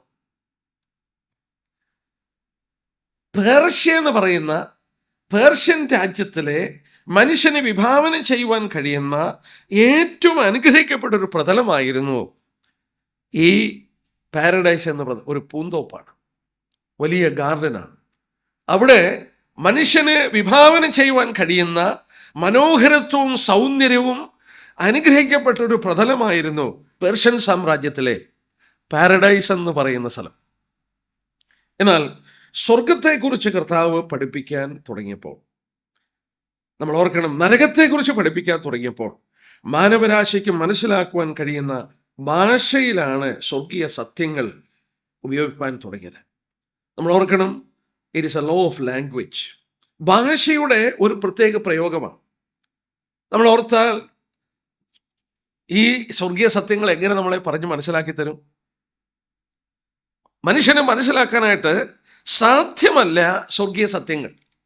ആ സ്വർഗീയ സത്യങ്ങൾ മനുഷ്യനെ മനസ്സിലാക്കി തരാനായിട്ട് ദൈവം എടുത്ത ഒരു പ്രത്യേക ഒരു ഭാഷാപ്രയോഗത്തിൻ്റെ, ഭാഷാപ്രയോഗം എന്ന് പറയുമ്പോൾ അതിനെ പറയുന്നത് ലോ ഓഫ് ലാംഗ്വേജ്, ഭാഷയുടെ ഒരു പ്രയോഗമാണ്. നരകം എന്നുള്ളതിൻ്റെ ഭീകരത്വം, അതിൻ്റെ കാര്യങ്ങൾ മനസ്സിലാക്കി തരാൻ കർത്താവ് ഗീഹന്ന ആ ഇരിക്കുന്ന യഹൂദന് പെട്ടെന്ന് മനസ്സിലാക്കാൻ കഴിയുമായിരുന്നു. നരകം എന്താണ്? അവിടുത്തെ തീ കെടുന്നില്ല, അവിടുത്തെ പുഴുച്ചാകുന്നില്ല. ആക്ഷരികമായി 3 സ്വർഗത്തോളം എടുത്തുള്ളൂ പാരഡൈസ്. പെട്ടെന്ന് മനസ്സിലാക്കാം അവിടുത്തെ സുഖസൗകര്യങ്ങളും അതിൻ്റെ സൗന്ദര്യവും മറ്റും മനസ്സിലാക്കാം. മനുഷ്യന് മനസ്സിലാക്കാൻ ഉതകുന്ന വിധത്തിൽ അത് മനസ്സിലാക്കി കൊടുക്കുകയായിരുന്നു. നമ്മൾ ഓർക്കണം, ഈ വാലിയിലെ എത്രയോ കുഞ്ഞുങ്ങൾ കരഞ്ഞു, എത്രയോ കുഞ്ഞുങ്ങളെ അഗ്നിപ്രവേശനം ചെയ്യിച്ചു. 2 രാജാക്കന്മാർ 23:10 വായിച്ചാൽ അറിയാം. ജോഷ്യാവ് എന്ന് പറയുന്ന രാജാവാണ്. 2 രാജാക്കന്മാർ 23:10. ജോഷ്യ എന്ന് പറയുന്ന രാജാവാണ് അത് നിർത്തൽ ചെയ്തത്. അതിന് ശേഷമാണ് നമ്മളിപ്പോൾ ചിന്തിച്ച ഭാഗത്തിലേക്ക്. അപ്പോൾ ഗിഹന്ന എന്ന് പറയുമ്പോൾ, അന്ന് പറയുമ്പോൾ, കർത്താവിൻ്റെ കാലത്ത് പറയുമ്പോൾ, it was a symbol of cruelty. ക്രൂരതയുടെ പ്രതീകമാണ്. ഒന്നും അറിയാത്തൊരു കുഞ്ഞിനെ തീ കത്തുന്ന ചുട്ടുപഴുത്ത മേളക്കിൻ്റെ കരങ്ങളിലേക്ക് കൊടുത്ത കൊച്ചു കരയുമ്പോൾ ആ കരച്ചിൽ കേൾക്കാതിരിക്കാൻ ഡ്രമ്മുകൾ ബീറ്റ് ചെയ്ത് ആ ശബ്ദഗത അടച്ചു കളഞ്ഞ് ആ കുഞ്ഞിനെ കരിച്ചു കളയുക. മിസറി, അവിടെ പോകുന്നവരുടെ അവസ്ഥ, പൊള്യൂഷൻ, അവിടുത്തെ പെർപ്പച്വൽ ബേണിംഗ്, അവിടെ ഒരിക്കലും അടങ്ങാത്ത തീ, ഭയാനകമായ അറപ്പ്. യെശയ്യാവ് ഈ ഭാഗം ഒരു മനുഷ്യനും അന്ന് യഹൂദന്റെ മധ്യത്തിൽ അവിടോട്ട് പോകാൻ ഇച്ഛിച്ചില്ല. വെറുപ്പായിരുന്നു, അറപ്പായിരുന്നു. നരകം എങ്ങനെയാണ്? യെശയ്യാവ് 66 എടുത്താട്ടെ. ഈ ഗിഹന്ന, ഈ നിത്യനരകം എങ്ങനെയാണ്? 66 അധ്യായത്തിന്റെ 24 വാക്യം നോക്കാട്ടെ. അവർ പുറപ്പെട്ടിയത് എന്നോട് അതിക്രമം ചെയ്ത മനുഷ്യരുടെ ശവങ്ങളെ നോക്കും, അവരുടെ പുഴു ചാകുന്നില്ല, അവരുടെ തീ കെട്ടുപോകുന്നില്ല, അവർ സകല ജനത്തിനും അറപ്പായിരിക്കും. ഗിഹന്ന വാലി അറപ്പാണ്. അവിടോട്ട് പോകുവാൻ മനുഷ്യൻ അറച്ചു. ക്രൂരതയും ഭയാനകത്വവും മാത്രമല്ല, അവിടെ നമ്മൾ ഓർക്കണം, അവിടെ മനുഷ്യൻ അങ്ങോട്ട് പോകാൻ അറച്ചു. It was a place of എന്താണ്? ഹേറ്റഡ്നെസ്. അങ്ങോട്ടൊരു അറപ്പ് തോന്നുന്ന ഒരു പ്രതലമാണ് നരകം. അതാണ്. It's a place of cruelty. It's a place of pollution. It is a place of perpetual burning. It is a place of misery. മനുഷ്യനെ അങ്ങോട്ട് പോകുവാനോ ചിന്തിപ്പാനോ ആഗ്രഹിക്കാത്ത ഒരു പ്രതലമാണ് ആ സ്ഥലമെന്നുള്ളത് കർത്താവ് നമുക്ക് മനസ്സിലാക്കി തരികയാണ്. ഗിഹന്നോം എന്ന ആ വാക്കിലൂടെ അവിടെ ആക്ഷരികമായി അവിടുത്തെ പുഴു ചാകുന്നില്ല, തീ കെട്ടുപോകുന്നില്ല. നമ്മൾ ഓർക്കണം, യെശയ്യാവ് 66:24. ഇപ്പം തന്നെ ആ ഭാഗം നമുക്ക് നോക്കാം. ഈ ഭാഗം അവരുടെ പുഴു ചാകുന്നില്ല, തീ കെട്ടുപോകുന്നില്ല, ഈ ഭാഗം കർത്താവ് എടുത്ത് പുതിയ നിയമത്തിൽ 3 പ്രാവശ്യം കോട്ട് ചെയ്തു. 3 times. നോക്കിയാട്ടെ, മർക്കോസിന്റെ സുവിശേഷം 9-ാം അധ്യായം നമ്മൾ വായിച്ചതാണെങ്കിലും നോക്കാം, 3 പ്രാവശ്യം ഈ യെശയ്യാവ് 66:24 നിന്നാണ് ആ കൊട്ടേഷൻ വന്നിരിക്കുന്നത്. അതിൻ്റെ പശ്ചാത്തലം ഗിഹന്നോം വാലിയുടെ പശ്ചാത്തലമാണെന്നുള്ളത് മറക്കാതെ ഓർക്കണം. മർക്കോസിന്റെ സുവിശേഷം 9-ാം അധ്യായം അതിൻ്റെ 44-ാം വാക്യം അവിടെ വായിക്കുന്നു, കെടാത്ത തീയായ നരകം. 48-ാം വാക്യം, കെടാത്ത തീയായ നരകം. വീണ്ടും വായിക്കുന്നു അവിടുത്തെ അതിൻ്റെ 48-ാമത്തെ വാക്യം, അവരുടെ പുഴു ചാകുന്നില്ല, തീ കെടുന്നതുമില്ല. കർത്താവ് മനുഷ്യനെ മനസ്സിലാക്കി തരുവാൻ, ദൈവം മനുഷ്യനെ മനസ്സിലാക്കി തരുവാൻ ആ ലോ ഓഫ് ലാംഗ്വേജ്, ഭാഷയുടെ പ്രമാണമനുസരിച്ച് നരകത്തെ മനസ്സിലാക്കി തരുവാൻ ആ ഭാഗമെടുത്ത് 3 പ്രാവശ്യം കോട്ട് ചെയ്ത് മനുഷ്യനെ മനസ്സിലാക്കി കൊടുക്കുകയാണ്. 66:24 വായിച്ചു, തൻ്റെ സ്ഥലത്തെ അത് സകല മനുഷ്യനും അറപ്പായിരിക്കും. സകല മനുഷ്യനും അറപ്പായിരിക്കും. അബറൻസ്. ഇവിടെ പോകുന്ന മനുഷ്യരോടുള്ള ബന്ധത്തിൽ ഒരു ചെറിയ പഠനം നമുക്ക് നടത്താം. ഇവിടെ പോകുന്ന മനുഷ്യരോടുള്ള ബന്ധത്തിൽ ഒരു ചെറിയ പഠനമുണ്ട്. ആ പഠനം നോക്കുക, എന്താണെന്ന് ചോദിച്ചാൽ, ഈ യൂതയെക്കുറിച്ച് കർത്താവ് പറഞ്ഞൊരു വാക്കുണ്ട്. അപ്പോസ്തലപ്രവൃത്തി 1-ാം അധ്യായത്തിൻ്റെ 25-ാം വാക്യം. അപ്പോസ്തലപ്രവൃത്തി 1-ാം അധ്യായത്തിൻ്റെ 25. യൂതയെക്കുറിച്ച് കർത്താവ് പറയുക. അപ്പോസ്തലപ്രവൃത്തി 1-ാം അധ്യായത്തിൻ്റെ 25-ാമത്തെ വാക്യത്തിൽ യൂതയെക്കുറിച്ച് വായിക്കുന്നുണ്ട്. തൻ്റെ സ്ഥാനത്തേക്ക്, 24-ആണ് മലയാളം, തൻ്റെ സ്ഥലത്തേക്ക് ഒഴിഞ്ഞു പോകേണ്ടതിന് യൂത ഒഴിഞ്ഞുപോയ തൻ്റെ സ്ഥലത്തിലേക്ക് പോകേണ്ടതിന് യൂത ഒഴിഞ്ഞുപോയി. ആ വാക്ക് സത്യം. that he might go to his own place. യൂത ശിഷ്യന്മാരുടെ കൂട്ടത്തിൽ നിന്ന് ഒഴിഞ്ഞു പോയത് തൻ്റെ സ്ഥലത്തിലേക്ക് പോകാനാണെന്നാണ് വേദപുസ്തകം പറഞ്ഞിരിക്കുന്നത്. യൂതയ്ക്ക് മറ്റൊരു പേര് ഉപയോഗിച്ചു. യോഹന്നാന്റെ സുവിശേഷം 17:12 കർത്താവ് ഉപയോഗിച്ച വാക്ക് നോക്കി. യോഹന്നാന്റെ സുവിശേഷം 17-ാം അധ്യായത്തിൻ്റെ 12-ാമത്തെ വാക്യം, അവരോടുകൂടെ ഇരുന്നപ്പോൾ ഞാൻ അവരെ നീ എനിക്ക് തന്നിരിക്കുന്ന നിന്റെ നാമത്തിൽ കാത്തുകൊണ്ടിരുന്നു, ഞാൻ അവരെ സൂക്ഷിച്ചു, തിരുവെഴുത്തിന് നിവൃത്തി വരേണ്ടതിന്. ആ നാശയോഗ്യനല്ലാതെ അവരിലാരും നശിച്ചു പോയിട്ടില്ല. നാശയോഗ്യൻ, നാശയോഗ്യൻ, son of perdition. Son of perdition. യൂദായ്ക്ക് കൊടുത്ത പേരാണ് സൺ ഓഫ് പെർഡീഷൻ. കർത്താവിൻ്റെ ആ മഹാപൗരോഹിത്യ പ്രാർത്ഥനയിൽ ആ 12 ശിഷ്യന്മാരെ അവൻ കാത്തു സൂക്ഷിച്ച് നാശയോഗ്യനായ അവൻ. നോക്കുക, ആ വാക്ക് നമ്മൾ ഓർക്കണം, അന്തിക്രിസ്തുവിന് ഉപയോഗിച്ചിട്ടുണ്ട്. ഞാൻ എന്തിനാ അത് പറയുന്നതെന്ന് ചൂണ്ടിക്കാണിക്കാം. അന്തിക്രിസ്തുവിന് ഉപയോഗിച്ചിട്ടുണ്ട്. 2 തെസ്സലോനിക്കർ 2-ാം അധ്യായത്തിൻ്റെ 3-ാം വാക്യം, നാശയോഗ്യനും അധർമ്മമൂർത്തിയുമായവൻ. അപ്പോൾ അന്തിക്രിസ്തുവിനും ആ പേര് ഉപയോഗിച്ചു, യൂദയ്ക്കും ഉപയോഗിച്ചു ആ പേര് നാശയോഗ്യൻ. മാത്രമല്ല, നരകത്തിൽ പോകുന്ന എല്ലാവർക്കും ഉപയോഗിച്ചു ഈ വാക്ക്. 2 പത്രോസ് 3:7, ഭക്തികെട്ട മനുഷ്യരുടെ നാശം, പെർഡീഷൻ ഓഫ് അൺഗോഡ്ലി മെൻ. മറ്റു വിധത്തിൽ പറഞ്ഞാൽ നാശയോഗ്യന്മാരായ മനുഷ്യൻ. എബ്രായർ 10:39, എബ്രായർ 10:30, നാമോ നാശത്തിലേക്ക് പിന്മാറുന്നവരുടെ കൂട്ടത്തിലല്ല. അപ്പോൾ പിന്മാറുന്നവരുടെ കൂട്ടത്തിൽ അവരുടെ പേരെന്തുവാ? നാശത്തിലേക്ക് പോകുമോ. 1 തിമോഥെയോസ് 6:9, ഡിസ്ട്രക്ഷൻ ആൻഡ് പെർഡിഷൻ. സുവിശേഷം അനുസരിക്കാത്ത 1 തിമോഥെയോസ് 6:9, സംഹാരനാശങ്ങളിൽ, ഡിസ്ട്രക്ഷൻ ആൻഡ് പെർഡിഷൻ. ഇവിടെയൊക്കെ നരകത്തിൽ പോകുമ്പോൾ ആ മനുഷ്യർക്ക് കൊടുത്ത പേര് നാശയോഗ്യൻ. യൂദയ്ക്ക് കൊടുത്തു, അന്തിക്രിസ്തുവിന് കൊടുത്തു, നരകത്തിൽ പോകുന്നു അവർക്ക് കൊടുത്ത പേരാണ് സൺ ഓഫ് പെർഡീഷൻ, നാശയോഗ്യൻ. ഈ നാശയോഗ്യൻ, പെർഡീഷൻ എന്ന വാക്കിൻ്റെ അർത്ഥം, പെർഡീഷൻ വേസ്റ്റ് എന്നാണ്. വേസ്റ്റ് എന്ന് പറഞ്ഞാൽ they are a waste. ഈ നരകത്തിൽ പോകുന്നവർ, നമ്മൾ ഓർക്കണം, ഏറ്റവും വലിയ വിലപിടിപ്പുള്ള ഒന്ന് നമ്മുടെ സ്വന്തം ജീവനാണ്. കർത്താവ് പറഞ്ഞില്ലേ, സർവ്വലോകത്തിലും വിലപ്പെട്ടതാണ് ഈ ഭൂമി. ആ വിലപ്പെട്ടുള്ള, ആ സർവ്വഭൂമിയെക്കാളും വിലപ്പെട്ടുള്ള ആത്മാവിനെ വീണ്ടെടുക്കാൻ തന്നെത്താൻ കൊടുത്തവരെ വീണ്ടെടുത്ത കർത്താവ്. എന്നാൽ അവര് പിന്മാറി ഈ നാശത്തിലേക്ക് പോകുമ്പോൾ അവരുടെ ജീവിതം എങ്ങനെയുള്ളതാകുകയാണ്? വേസ്റ്റ് ആകുകയാണ്. മനുഷ്യനെ ദൈവം എന്തിനാ സൃഷ്ടിച്ചത്?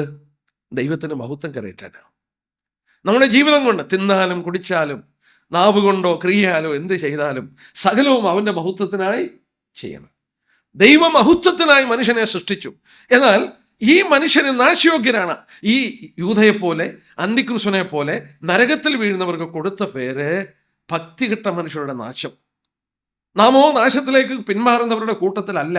അപ്പോൾ പിന്മാറുന്ന നരകത്തിൽ പോകുന്നവര് നാശോഗ്യർ എന്ന് പറഞ്ഞ പെഡീഷൻസ്, വേസ്റ്റ്.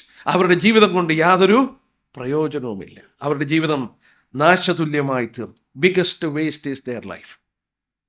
നരകം അവരുടെ ജീവിതത്തിൻ്റെ വേസ്റ്റാണ്.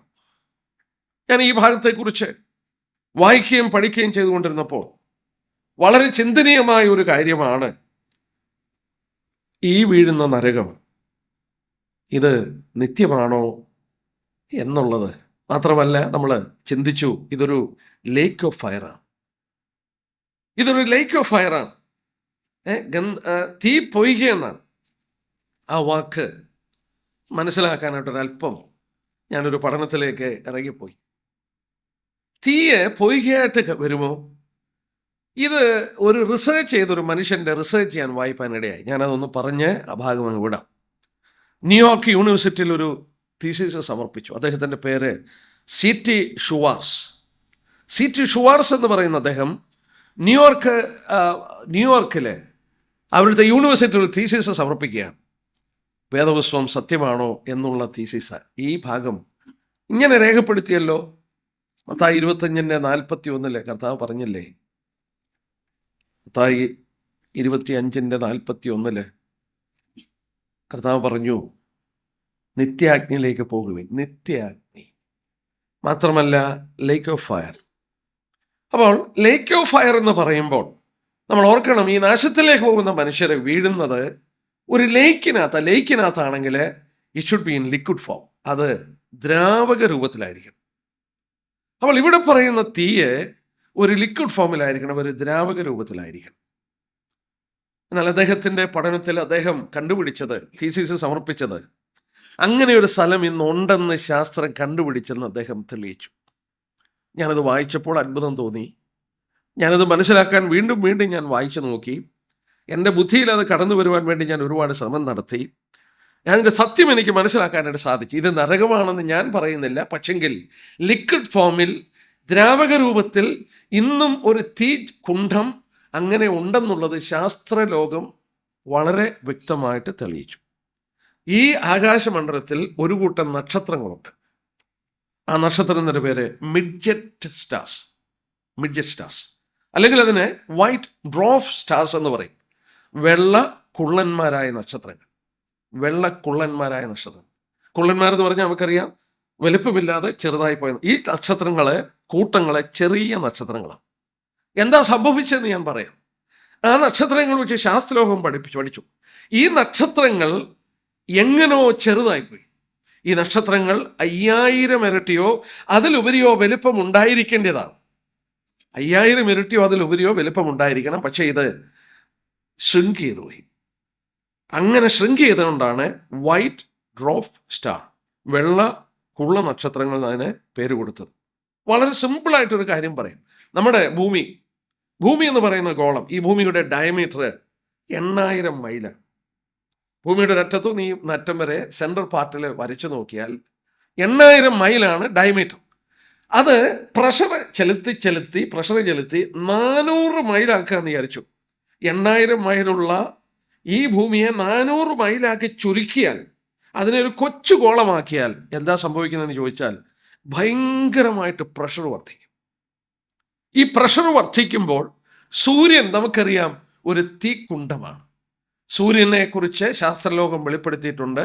സൂര്യൻ്റെ കേന്ദ്രഭാഗം 25 ദശലക്ഷം മില്യൺ ഡിഗ്രി ഫാരൻഹീറ്റ് തുടങ്ങി 30 മില്യൺ ഡിഗ്രി ഫാരൻഹീറ്റാണ് സൂര്യൻ്റെ നടുക്കത്തെ ചൂട്. അവിടുന്ന് എത്രയോ വർഷങ്ങളായി ആ സൂര്യരശ്മി വന്നാണ് നമുക്ക് സുഖകരമായ ആ സൂര്യരശ്മി ഇപ്പോൾ കിട്ടുന്നത്. പക്ഷേ അതിൻ്റെ നടുക്ക് ഇങ്ങനെ 25 to 30 മില്യൺ ഡിഗ്രി ഫാരൻഹീറ്റാണ്. എന്തുകൊണ്ടാണ് അങ്ങനെ ഇരിക്കുന്നതെന്ന് ചോദിച്ചാൽ, ഇങ്ങനെ പ്രഷർ ചെലുത്തി ഇതിനെ ചെറുതാക്കിയാൽ അവിടെയുള്ള ആറ്റംസ് ബേസ്റ്റ് ചെയ്യും. ആറ്റംസ് പൊട്ടിത്തെറിച്ചാൽ സംഭവിക്കുന്നത് എന്നാന്ന് ചോദിച്ചാൽ, ഇതിൻ്റെ നമുക്ക് ആറ്റത്തെക്കുറിച്ചൊക്കെ പഠിച്ചിട്ടുണ്ട്. എനിക്ക് വലിയ ശാസ്ത്രം അറിയത്തില്ല.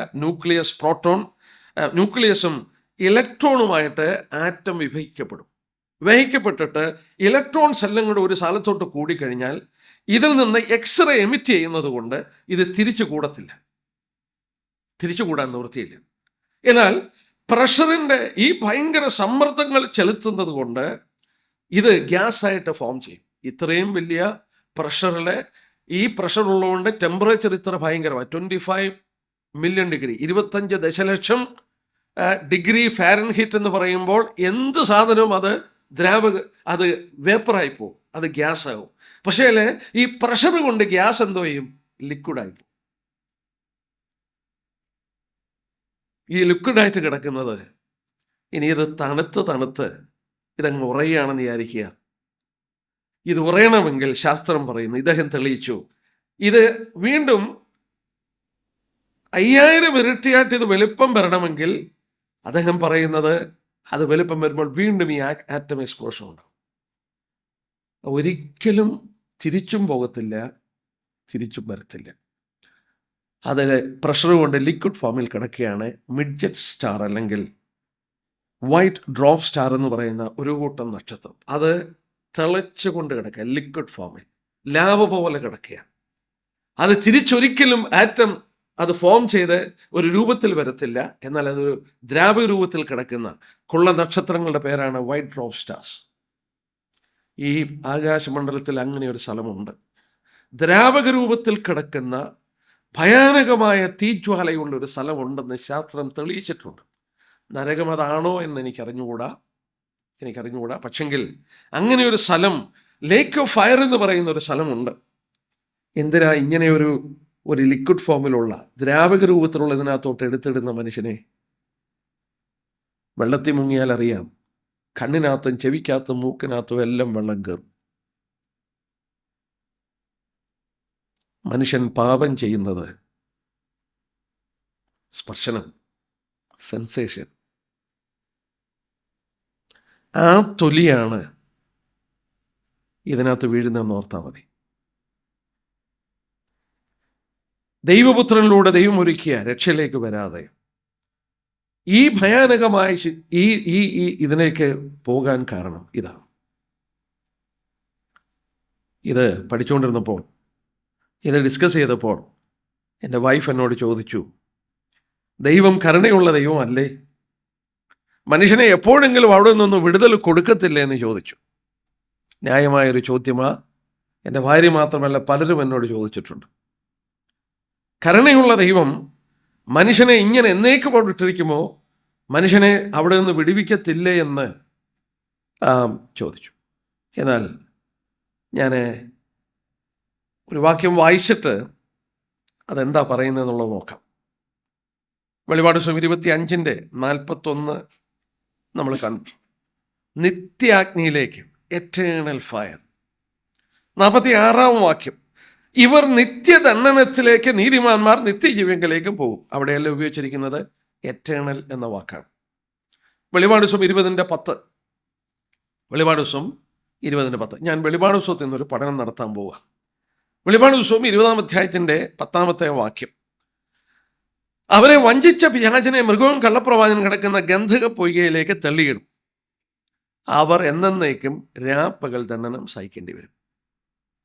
They will be tormented day and night forever and ever. Forever and ever. എന്നേക്കും. ആ വാക്ക് നോക്കണം, forever and ever. എന്നേക്കും എന്ന വാക്ക് വെളിപാട് പുസ്തകത്തിൽ മാത്രം 13 പ്രാവശ്യം വരുന്നുണ്ട്. ബുക്ക് ഓഫ് റെവലേഷന് എന്നേക്കും എന്ന വാക്ക് 13 പ്രാവശ്യം വരുന്നുണ്ട്. 9 പ്രാവശ്യം ദൈവത്തിന് ഉപയോഗിച്ചിരിക്കുകയാണ്. forever, എന്നെന്നും വാഴുന്ന ദൈവം, റൂൾസ് forever and ever. 9 പ്രാവശ്യം ഉപയോഗിച്ചു. 22-ാം അധ്യായത്തിൻ്റെ 5-ാം വാക്യത്തിൽ ഒരു പ്രാവശ്യം വിശുദ്ധന്മാർ വാഴുന്നതിനുള്ള ബന്ധത്തിൽ പറഞ്ഞു. അവിടെ 5-ാം വാക്യത്തിൽ അവർ എന്നേക്കിൻ്റെ അയക്കന്മാരായിരിക്കും. 9 പ്രാവശ്യം ദൈവം വാഴുന്നതിനെ കുറിച്ച് പറഞ്ഞു. He shall rain forever and ever. ഒരു പ്രാവശ്യം വിശുദ്ധന്മാർ 22:5 they shall reign forever and ever. ഒരു പ്രാവശ്യം സാത്താൻ്റെ ശിക്ഷയെക്കുറിച്ച് വായിക്കുന്നു. 20-ാം അധ്യായത്തിൻ്റെ 10-ാമത്തെ വാക്യം. 20-ാം അധ്യായത്തിൻ്റെ 10-ാം വാക്യം, അവരെ വഞ്ചിച്ച പിശാചിനെ മൃഗവും കള്ളപ്രായം കിടക്കുന്ന ഗന്ധകപ്പുകയിൽ തള്ളിയിടും. അവര് എന്നേക്ക് രാപ്പകൽ ദണ്ഡനം അനുഭവിക്കും. For ever and ever. നോക്കണം, 9 പ്രാവശ്യം ദൈവത്തിന് ഉപയോഗിച്ചു. ഒരു പ്രാവശ്യം വിശുദ്ധന്മാർ എന്നേക്കും വാഴുന്നതിനെ കുറിച്ച് പറഞ്ഞു. ഒരു പ്രാവശ്യം സാത്താനെ എന്നേക്കും രാപ്പകൽ ദണ്ഡനം അനുഭവിക്കുന്നതിനെ പറഞ്ഞു. 2 പ്രാവശ്യം നഷ്ടപ്പെട്ട ആത്മാക്കളുള്ള ബന്ധത്തിൽ പറഞ്ഞു. വെളിപ്പാട് ദിവസം 14:11 നോക്കിക്കാട്ടെ. 14 അധ്യായത്തിൻ്റെ 11 വാക്യം. അവരുടെ ദണ്ഡനത്തിൻ്റെ പുക എന്നേക്കും പോകും. And the smoke of their torment shall ascend forever and ever. 19 വാക്യം നോക്കിയേ. 19 അധ്യായത്തിൻ്റെ 3 വാക്യം. അവർ പിന്നെയും ഹല്ലേലൂയ അവരുടെ പുക എന്നേക്കും പോകുന്നു. നഷ്ടപ്പെട്ട പാപികളുടെ ശിക്ഷയുള്ള ബന്ധത്തിൽ 2 പ്രാവശ്യം ഉപയോഗിച്ച വാക്ക് ഫോർ എവർ ആൻഡ് എവർ. ആ വാക്ക് ദൈവത്തിനുള്ള ബന്ധത്തിൽ ഫോർ എവർ ആൻഡ് എവർ എന്ന് 9 പ്രാവശ്യം ഉപയോഗിച്ചു. ദൈവം നിത്യനാണ്. വിശുദ്ധന്മാർ അവന്റെ മുഖം എന്നേക്ക് രാപ്പകൽ അവനെ സേവിക്കും. They shall serve him. അവന്റെ മുഖം എന്നേക്ക് കാണും. ആ വാക്ക് പാപികളുടെ ശിക്ഷയുള്ള ബന്ധത്തിൽ 2 പ്രാവശ്യം ഇവിടെ തന്നെ എടുത്ത് ഉപയോഗിച്ചു. ഓലം എന്ന എബ്രായ വാക്കാണ്. നിത്യത അല്ലെങ്കിൽ അവസാനമില്ലാത്തതിന് ഉപയോഗിച്ചിരിക്കുന്ന വാക്കാണ് ആ ഓലം എന്ന വാക്ക് എന്നുള്ളത് പ്രത്യേക ശ്രദ്ധേയമായ കാര്യം. നമ്മൾ തിരുവചനത്തിൽ വായിക്കുന്നുണ്ട്. ദാനിയേൽ 12:3 ചിലര് നിത്യജീവനായി പുനരുത്ഥാനം പ്രാപിക്കും. Everlasting life, everlasting olam, everlasting olam life. ആ വാക്ക് ദൈവം നമ്മളെ താങ്ങുന്നതിനുള്ള ബന്ധത്തിൽ കീഴെ ശാശ്വത ഭുജമുണ്ട്. ഓലേം, എവർലാസ്റ്റിംഗ് ഹാൻഡ്സ്. ആ വാക്ക് പാപികളുടെ ശിക്ഷയുള്ള ബന്ധത്തിൽ അതേ വാക്ക് ഉപയോഗിച്ചു. നമ്മളൊന്ന് ആലോചിച്ച് നോക്കിയേ. വീണ്ടും വീണ്ടും തിരുവചനത്തിൽ നോക്കുമ്പോൾ ഞാൻ ആ വാക്യങ്ങൾ വായിച്ചു വിടുകയാണ്. വെളിപ്പാട് 20:10 അവർ എന്നേക്ക് രാപ്പകൽ ദണ്ഡനം സഹിക്കേണ്ടി വരും. മത്തായി 25:41 നിത്യാഗ്നിയിലേക്ക് പോകും. 25:46 അവർ നിത്യദണ്ഡനത്തിലേക്ക് പോകും. 2 Thessalonians 1:9 സുവിശേഷം അനുസരിക്കാത്തവര് നിത്യനാശമെന്ന ശിക്ഷാവിധി അനുഭവിക്കും. യൂദായുടെ ലേഖനം 7 വാക്യം നിത്യാഗ്നിയുടെ ശിക്ഷാവിധി. 12:13 സദാകാലത്തേക്കും അന്ധതമസ് സൂക്ഷിച്ചു വെച്ചിരിക്കുന്ന വക്രഗതിയുള്ള നക്ഷത്രങ്ങൾ. ഭയാനകമായ ആ വാക്ക് കണ്ടോ? എന്നേക്കും, എറ്റേണൽ. സദാകാലം അന്ധതമസ് സൂക്ഷിച്ചിരിക്കുന്നു.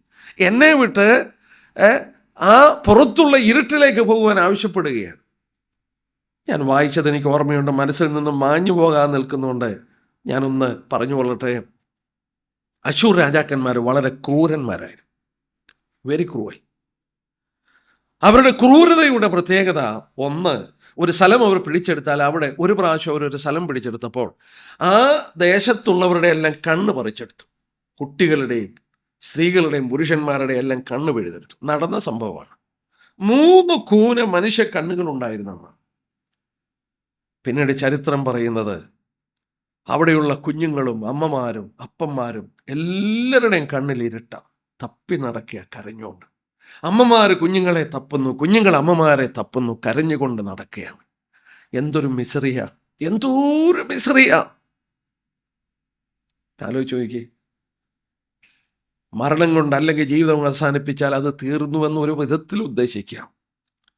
എന്നാൽ യൂദായുടെ ലേഖനം 12:13 വാക്യം സദാകാലത്തേക്കും അന്ധതമസ് സൂക്ഷിച്ചു വെച്ചിരിക്കുന്ന വക്രഗതിയുള്ള നക്ഷത്രം. Darkness for ever, eternal fire. They shall be tormented forever and ever. ദൈവം പറയുന്ന വാക്കുകളാണ്. ആ വാക്കുകൾ എത്ര ഭയാനകമാണെന്ന് ഓർക്കുക. ഞങ്ങളെ കേൾക്കുന്ന പ്രിയപ്പെട്ടവരോട് ഒരു സത്യം ഓർപ്പിച്ചോട്ടെ. നരകമെന്നുള്ള വാക്ക് പറയുമ്പോൾ പരിഹാസം. ഒരു ചെറുപ്പക്കാരൻ എന്നോട് പറഞ്ഞു, 10 ഏക്കർ സ്ഥലം മേടിച്ചിട്ടുണ്ട് നരകത്തിൽ. 10 ഏക്കർ സ്ഥലം മേടിച്ചിട്ടുണ്ടെന്ന് നരകത്തിൽ. ഞാൻ ആ വാക്ക് ചെറുപ്പക്കാരനോട് പറഞ്ഞതുകൊണ്ട് ഞാൻ വളരെ ചിന്തിച്ചു. നല്ല ആരോഗ്യം, എന്തും ചെയ്യാൻ തൻ്റെ ഇടമുള്ളൊരു ചെറുപ്പക്കാരൻ 10 ഏക്കർ നരകത്തെ മേടിച്ചിട്ടുണ്ട്. പക്ഷെ നരകമെന്ന യാഥാർത്ഥ്യം കാണുമ്പോൾ, ഞാൻ വേദപുസ്തകം ശ്രദ്ധിച്ചപ്പോൾ ഒരു കാര്യം എനിക്ക് മനസ്സിലായി. അത് അലങ്കാര ഭാഷയാണെന്ന് ചിലപ്പം നമ്മൾ ചിന്തിക്കും, വെറുതെ പറഞ്ഞിരിക്കുന്നതല്ല. ഞാൻ പറയുന്ന വാക്ക് നോക്കിയോ, മത്തായിയുടെ സുവിശേഷം 8-ാം അധ്യായം എടുത്താട്ടെ. ഈ അന്തിക്രിസ്തുവിനെ പോലും അങ്ങനെയുള്ള വാക്കുണ്ടാണ് ഉപയോഗിച്ചിരിക്കുന്നത്. മത്തായിയുടെ സുവിശേഷം 8-ാം അധ്യായം നോക്കിയാട്ടെ. മത്തായിയുടെ സുവിശേഷം 8-ാം അധ്യായത്തിൽ എന്തിനാ കർത്താവ് അങ്ങനെ പറഞ്ഞത്? 12-ാം വാക്യം നോക്കി. രാജ്യത്തിൻ്റെ പുത്രന്മാരെയോ, 11 തൊട്ട് വായിക്കാം. കിഴക്ക് നിന്നും പടിഞ്ഞാറ് നിന്നും അനേകർ വന്ന് അബ്രഹാമിനോടും ഇസാക്കിനോടും യാക്കോബിനോടും കൂടെ സ്വർഗത്തിൽ പന്തിക്കിരിക്കും. രാജ്യത്തിൻ്റെ പുത്രന്മാരെയോ ഏറ്റവും പുറത്ത് വീട്ടിലേക്ക് തള്ളിക്കളയും. 22-ാം അധ്യായത്തിൻ്റെ 13-ാം വാക്യം നോക്കി. യേശുക്രിസ്തു പറഞ്ഞ വാക്കുകളിൽ 22-ന്റെ 13-ാം വാക്യം, രാജാവ് ശുശ്രൂഷക്കാർ ഇവരെ കൈയും കാലും കെട്ടി ഏറ്റവും പുറത്തുള്ള വീട്ടിലേക്ക് തള്ളിക്കളവേ. 25-ന്റെ 30 അവിടെ വായിക്കുന്നു, എന്നാൽ കൊള്ളരുതാത്ത ദാസനെ ഏറ്റവും പുറത്തുള്ള ഇരുട്ടിലേക്ക് തള്ളിക്കളവേ. ഈ കള്ളപ്രവാചകനെയും മൃഗത്തെയും പിടിച്ചാലും ഒന്ന് നോക്കിയാട്ടെ. വെളിപാട് പുസ്തകം 19-20 നോക്കിയാട്ടെ. 19 അവിടെ എന്തിനാ ഈ വാക്ക് ഉപയോഗിച്ചെന്നുള്ളത് നോക്കാൻ വേണ്ടിയാണ്. 19-20 നോക്കിയാട്ടെ. മൃഗത്തെയും അതിനു മുമ്പാകെ താൻ ചെയ്ത അടയാളങ്ങളാൽ മനുഷ്യരെ ചതിച്ച മൃഗത്തിൻ്റെ മുദ്രയേൽപ്പിക്കുകയും പ്രതിമയെ നമസ്കരിപ്പിക്കുകയും ചെയ്ത കള്ളപ്രവാചകനെയും പിടിച്ചു കെട്ടി ഇരുവരെയും ഗന്ധകത്തിൽ പോയി ജീവനോടെ തള്ളിക്കളഞ്ഞു. സാത്താനെയോ 20-ാം അധ്യായത്തിൻ്റെ 10-ാം വാക്യം, അവരെ വഞ്ചിച്ച പിശാചിനെ മൃഗവും കള്ളപ്രവാചകനും കിടക്കുന്ന ഗന്ധതീപ്പയിലേക്ക് തള്ളിയിടും. അന്തിക്രിസ്തുവിനെ തള്ളിയിടും, കള്ളപ്രവാചകനെ തള്ളിയിടും, സാത്താനെ തള്ളിയിടും. സുവിശേഷം അനുസരിക്കാത്തവരെ കൈയും കാലും കെട്ടി പുറത്തുള്ള ഇരുട്ടിലേക്ക് തള്ളിക്കളയും. കർത്താവ് വെറുതെ പറഞ്ഞതാണോ അത്? നരകത്തിൽ 10 ഏക്കർ സ്ഥലം മേടിച്ചിട്ടുണ്ടെന്ന് ഇന്ന് വീമ്പിളക്കുന്നവരും നരകമെന്ന് പറയുമ്പോൾ പരിഹസിക്കുന്നവരും പുച്ഛിക്കുന്നവരും ഒക്കെ ലോകത്തിലുണ്ട്.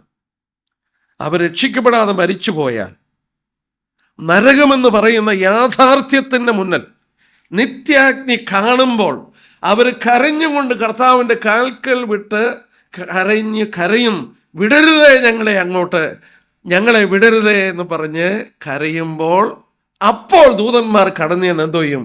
കൈയും കാലും കെട്ടിയിട്ട് ഇവരെ തള്ളിക്കളയും. അല്ല, ചുമ്മാ പറഞ്ഞല്ല തള്ളിക്കളയുന്നു. നരകം എന്നൊക്കെ പറയുമ്പോൾ ഉപദേശിമാരൊക്കെ പ്രസംഗിച്ചും വീടുകളിൽ ചെന്ന് പറയുമ്പോൾ, കഷ്ടപ്പെട്ടൊക്കെ സുവിശേഷമൊക്കെ പറയുമ്പോൾ പരിഹസിച്ചും നിന്ദിച്ചും ഒക്കെ അടിച്ചും ഉപദ്രവിച്ചും എത്രയോ ഉപദ്രവങ്ങളാണ്, പരിഹാസങ്ങളാണ്. ഇതൊക്കെ അനുഭവിച്ചുകൊണ്ട് യാഥാർത്ഥ്യം വരും. ഇത് കാണുന്നൊരു ദിവസമുണ്ട്.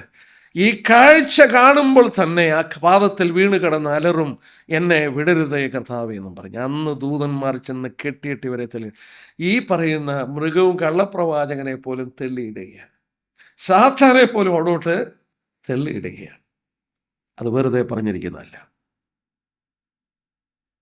നമ്മൾ ഓർക്കണം, ഇതിൻ്റെ ഭീകരത്വം പിന്നെയും എനിക്ക് മനസ്സിലായത് ഞാൻ മറ്റൊരു വേദഭാഗം പഠിച്ചുകൊണ്ടിരുന്നപ്പോഴാണ്. ഇനി ആ ഭാഗം ഒന്ന് നോക്കാം. യെശയ്യാ പ്രവചനം 14-ാം അധ്യായം എടുക്കാം. ഈ നരകത്തിൻ്റെ ഭീകരത 14-ാം അധ്യായം എടുത്താട്ടെ. 14-ാം അധ്യായത്തിൻ്റെ യെശയ്യാ പ്രവചനം 14-ാം അധ്യായത്തിൻ്റെ 19-ാമത്തെ വാക്യം. നമ്മൾ ഓർത്തു, പിശാചിനും അവൻ്റെ ദൂതന്മാർക്ക് ഒരുക്കിയിരിക്കുന്ന സ്ഥലമാണ്. യെശയ്യാ പ്രവചനം 14-ാം അധ്യായത്തിൻ്റെ 9-ാമത്തെ വാക്യം. 14-ന്റെ 9-ാമത്തെ വാക്യം, നിന്റെ വരവെങ്കിൽ നിന്നെ എതിരേൽപ്പാൻ താഴെ പാതാളം നിന്റെ നിമിത്തം ഇളകിയിരിക്കുന്നു. അത് നിന്നെ ചൊല്ലി സകല ഭൂപാലന്മാരുമായ പ്രേതന്മാരെ ഉണർത്തുകയും ജാതികളുടെ രാജാക്കന്മാരെയും സിംഹാസനത്തിൽ നിന്ന് എഴുന്നേൽപ്പിക്കുകയും ചെയ്തിരിക്കുന്നു. അതും ഞാൻ ഇംഗ്ലീഷിലൊന്ന് വായിക്കാം. വളരെ വെളിച്ചം തരുന്ന ഒരു ഭാഗമാണ്. 14-ാം അധ്യായം യെശയ്യാ പ്രവചനം 14-ാം അധ്യായത്തിൻ്റെ 9-ാം വാക്യം. ഹെൽ എന്നാ ഉപയോഗിച്ചത്. Hell from beneath is excited about you to meet you at your coming. നരകം അങ്ങ് എക്സൈറ്റഡ് ആണ് നീ വരുമ്പോൾ നിന്നെ ഒന്ന് സ്വീകരിക്കാൻ. To stir up its dead for you, all the chief ones of the earth. It has raised up from the thrones all the kings of the nation. എന്തോ ഇവിടെ പറയുന്നേ? അതിൻ്റെ വീട്ടിൽ ചെന്നൊന്ന് വായിക്കണേ ശാന്തമായിട്ട്. 3 തൊട്ട് 11 വരെയുള്ള വാക്യം നിങ്ങളൊന്ന് വായിച്ചു നോക്കണം. ഈ യെശയ്യാവ് 13:3-11 വരെയുള്ള വാക്യം, ബാബിലോൺ രാജാവായ നെബൂഖദ്നേസർ മരിക്കുകയാണ്. മരിക്കുമ്പോൾ 4-ാം വാക്യത്തിൽ വരുമ്പോൾ നമ്മൾ വായിക്കുന്നുണ്ട്, ബാബേൽ രാജാവിനെ കുറിച്ച് ഈ പാട്ട് ചൊല്ലി, പീഡിപ്പിക്കുന്നവർ എങ്ങനെ ഇല്ലാതെയായി, പീഡിപ്പിക്കുന്ന എല്ലാം ഇല്ലാതായി. താൻ പറയുന്ന വാക്കുകൾ പ്രമാണങ്ങളായിരുന്നു, അനുസരിച്ചില്ലേ കൊല്ലുകയാണ്. താൻ പറയുന്ന വാക്കുകൾ വേദവാക്യമായിരുന്നു. ദാനിയേൽ അത് പറയുന്നുണ്ട്, ബെൽശസ്സറിനോട് സംസാരിക്കുന്നുണ്ട്. അങ്ങനെ ഒരുത്തൻ അനുസരിച്ചില്ലേ അവനെ വെട്ടിക്കളയുകയാണ്. പിന്നെ അതിന് മറുചോദ്യമൊന്നുമില്ല. അങ്ങനെ ജീവിച്ച മനുഷ്യൻ, ഭയന്ന് മനുഷ്യനെ വിറപ്പിച്ച ബാബിലോൺ രാജാവ് മരിച്ചു. ഈ ലോകത്തിൽ സമാധാനമായി. പക്ഷേ വേറെ ഒരു ലോകം ഇളകി മറിഞ്ഞു. അദ്ദേഹം മരിച്ചപ്പോൾ ലോകത്തിൽ സമാധാനമായി. അനേക ഒപ്രസ്ഡ്, അതായത് അനേകരെ പീഡിപ്പിച്ച് അനേകർക്ക് ഒരു ആശ്വാസവും വിടുതലുമായപ്പോൾ അദ്ദേഹം മരിച്ചു കഴിഞ്ഞപ്പോൾ മറ്റൊരു ഭാഗം സ്റ്റേഡപ്പായി. അദ്ദേഹം വന്നപ്പോൾ, താഴോട്ട് ചെന്നപ്പോൾ നമ്മളിവിടെ വായിക്കുന്ന 9-ാം വാക്യം, hell from beneath is excited about you. നിന്റെ വരവില് നരകമുണ്ടല്ലോ, പാതാളമുണ്ടല്ലോ, ഇളകി മറിഞ്ഞിരിക്കുക. ഇവിടെ സമാധാനം വന്നപ്പോൾ വേറൊരു ഭാഗം ഇളകി മറിഞ്ഞു. അത് നിന്നെ ചൊല്ലി. പക്ഷെ ഈ വാക്യം ഞാൻ കുറേയേറെ ഒന്ന് പഠിച്ചൊരു വാക്യമാണ്. ഇത് പല ഭാഷകളിലും പല രീതിയിലാണ് വിവർത്തനം ചെയ്തിരിക്കുന്നത്. ഞാനതൊന്ന് വായിക്കാം. ഒരു ട്രാൻസ്ലേഷൻ ഫ്രം ജർമ്മനിയിൽ നിന്ന്, ജർമ്മൻ ബൈബിളിൽ നിന്ന് ഇംഗ്ലീഷിലോട്ട് വിവർത്തനം ചെയ്താൽ ഞാൻ വായിക്കാം. The kingdom of the dead below. ആ വാക്ക് സത്യം. The kingdom of the dead below is all in uproar. താഴെയുള്ള മരിച്ചവരുടെ സാമ്രാജ്യം എല്ലാം ഇളകി മറിഞ്ഞു. On account of the to meet thy coming. നിന്നെ ഒന്ന് എതിരേൽപ്പാൻ, നിന്നെ ഒന്ന് കണ്ടുമുട്ടുവാൻ കീഴെ മരിച്ചവരുടെ സാമ്രാജ്യം മുഴുവൻ ഇളകി മറിഞ്ഞിരിക്കുകയാണ്. അപ്രോ. 2, it stirreth up the shades of all the he-goats of the earth. ഭൂമിയിലെ he-goats എന്ന് പറഞ്ഞാൽ ആൺകോലാടുകളെ, ആൺകോലാടുകളെ മുഴുവൻ ഇളക്കി മറിക്കുകയാണ്. ഇതെന്താണെന്നുള്ളത് ഞാൻ പറയും. It raiseth up from their throne seats all of the kings of the nation. ആട്ടിൻ പറ്റത്തിൽ തലവന്മാർ ആടുകളാണ്. ഇത് മുമ്പേ മരിച്ചുപോയ രാജാക്കന്മാരെ കാണിക്കുന്ന. ഇവിടെ നമ്മൾ വായിക്കുന്നുണ്ട്, നിന്നെ ചൊല്ലി സകല ഭൂപാലന്മാരുടെയും പ്രേതന്മാരെയും ഉണർത്തി. ഈ മുമ്പേ മരിച്ചുപോയ രാജാക്കന്മാരുടെ പ്രേതങ്ങളെയും അവിടെ ഇളക്കി. അപ്പോൾ എന്നിട്ട് അവർ പറയുന്ന വാക്കാണ് 10-ാം വാക്യം, അവരൊക്കെയും നീയും ഞങ്ങളെപ്പോലെ ബലഹീനനായോ, നീ ഞങ്ങൾക്ക് തുല്യനായോ. ആലോചിച്ച് നോക്കിയേ, നീ ഇത്ര വലിയ മനുഷ്യൻ, നീ ഞങ്ങളെ പോലെ ബലഹീനനായോ, നീ ഞങ്ങൾക്ക് തുല്യനായോ എന്ന് ഇവർ ചോദിക്കുകയാണ്. 11-ാം വാക്യം, നിന്റെ ആഡംബരവും വാദ്യഘോഷവും പാതാളത്തിലേക്ക് ഇറങ്ങിപ്പോയി, നിന്റെ കീഴെ പുഴുക്കളെ വിരിച്ചിരിക്കുന്നു, കൃമികൾ നിനക്ക് പുതപ്പായിരിക്കും. നെബൂഖദ്നേസർ കിടന്നുറങ്ങിയത് ലോകം കണ്ടതിൽ വെച്ച് ഏറ്റവും സോഫ്റ്റായിട്ടുള്ള പട്ടുമെത്തയിലാണ്.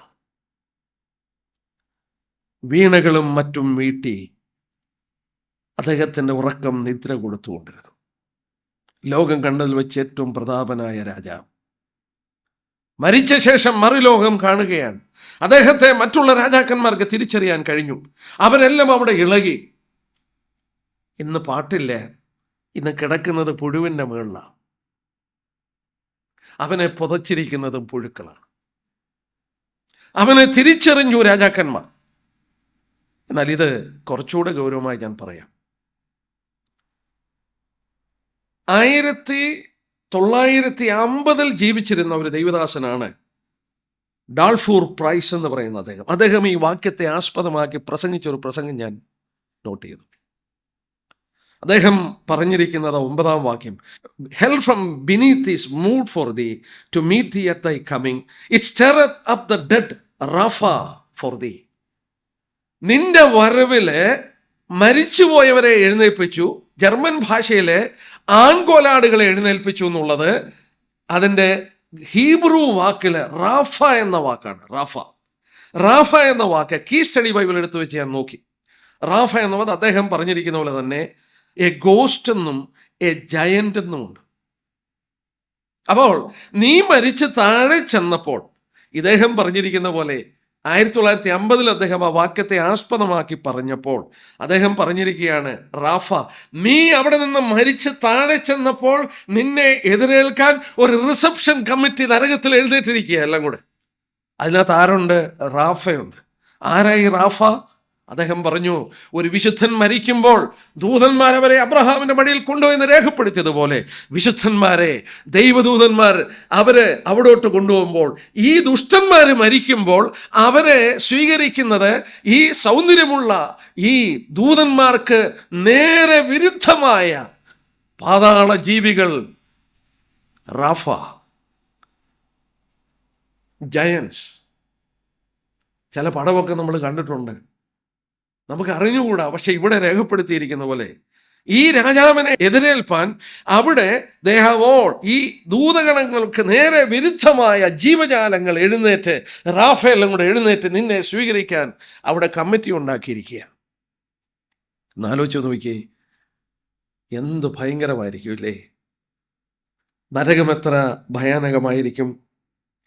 സ്വർഗം എന്താണോ അതിന് നേരെ എതിരായിരിക്കും ഇവിടെ. സ്വർഗത്തെക്കുറിച്ച് വെളിപ്പെടുത്തി നമ്മൾ പഠിച്ചു. It is a place of light. പ്രകാശത്തിൻ്റെ പ്രതലമാണ്, അവിടെ ഇരുട്ടൊട്ടുമില്ല. നരകം എന്താ? ഇരുട്ടാണ്. Hell is a place of joy. സ്വർഗം സന്തോഷത്തിൻ്റെ സ്ഥലമാണ്. നേരെ എതിരായിരിക്കും നരകം, ദുഃഖത്തിൻ്റെ പ്രതലമാണ്. സ്വർഗം ഗാനം പാടുന്ന പ്രതലമാണ്. ബൈബിളിലെ വെളിപാട് പുസ്തകം നോക്കിയാൽ ദൈവത്തിൻ്റെ വീണകളെടുത്തവർ പാടും. നരകത്തിലോ പാട്ടല്ല, കരച്ചിലും പല്ലുകടിയും. സ്വർഗം നമ്മൾ പഠിച്ച പോലെ അവരുടെ വിട്ടുപോയ പ്രിയപ്പെട്ടവരും അവർ സ്നേഹിക്കുന്നവരൊക്കെ കണ്ടുമുട്ടി സന്തോഷിക്കുന്ന ഒരു പ്രതലമാണ്.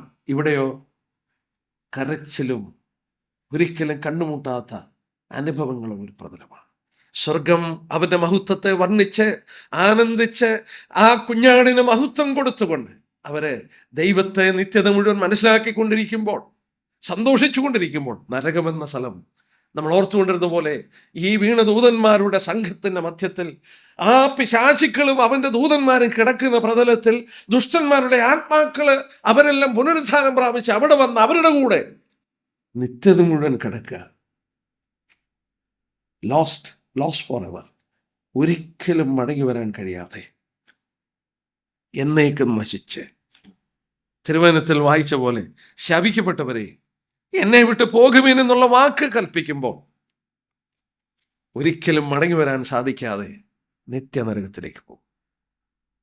ഒരു ഭാഗം കൂടെ പറഞ്ഞ് ഞാൻ അവസാനിപ്പിക്കാമെന്ന് ആഗ്രഹിക്കുന്നു.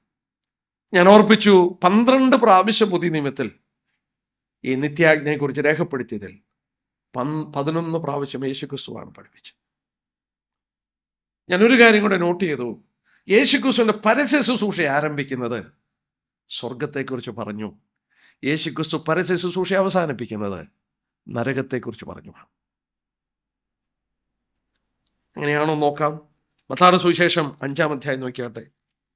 കർത്താവിൻ്റെ പരസ്യ ശുശ്രൂഷ ആരംഭിക്കുന്നു, അല്ലെങ്കിൽ പബ്ലിക്കിൽ വാതുറക്കുന്നത് 30 വയസ്സിൽ ആ യോർദാൻ നദിയിൽ സ്നാനമേറ്റ് തൻ്റെ ശുശ്രൂഷ ആരംഭിക്കുമ്പോൾ അതിൻ്റെ 5-ാം അധ്യായത്തിൻ്റെ 1 അവൻ പുരുഷാരത്തെ കണ്ടാറെ മലമേൽ കയറി. അവൻ ഇരുന്ന ശേഷം ശിഷ്യന്മാരെ അടുക്കൽ വന്നു.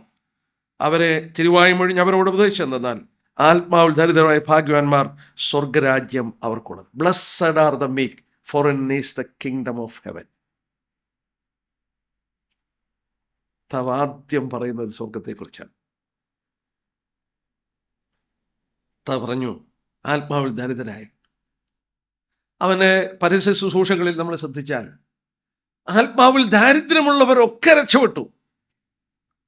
പാപിനികളായ സ്ത്രീകളും പരീശന്മാരും വിനയമുള്ളവരും തകർന്നു നുറുകിയും ഹൃദയമുള്ളവരെ അവൻ്റെ അടുക്കൽ വന്നു. അവരാണ് ആത്മാവിൽ ദരിദ്രൻ.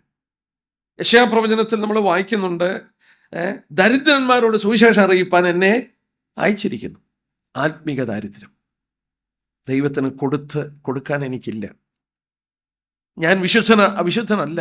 എൻ്റെ കരങ്ങൾ മലിനപ്പെട്ടതാണ്. എനിക്ക് കൊടുപ്പാൻ എനിക്കില്ല.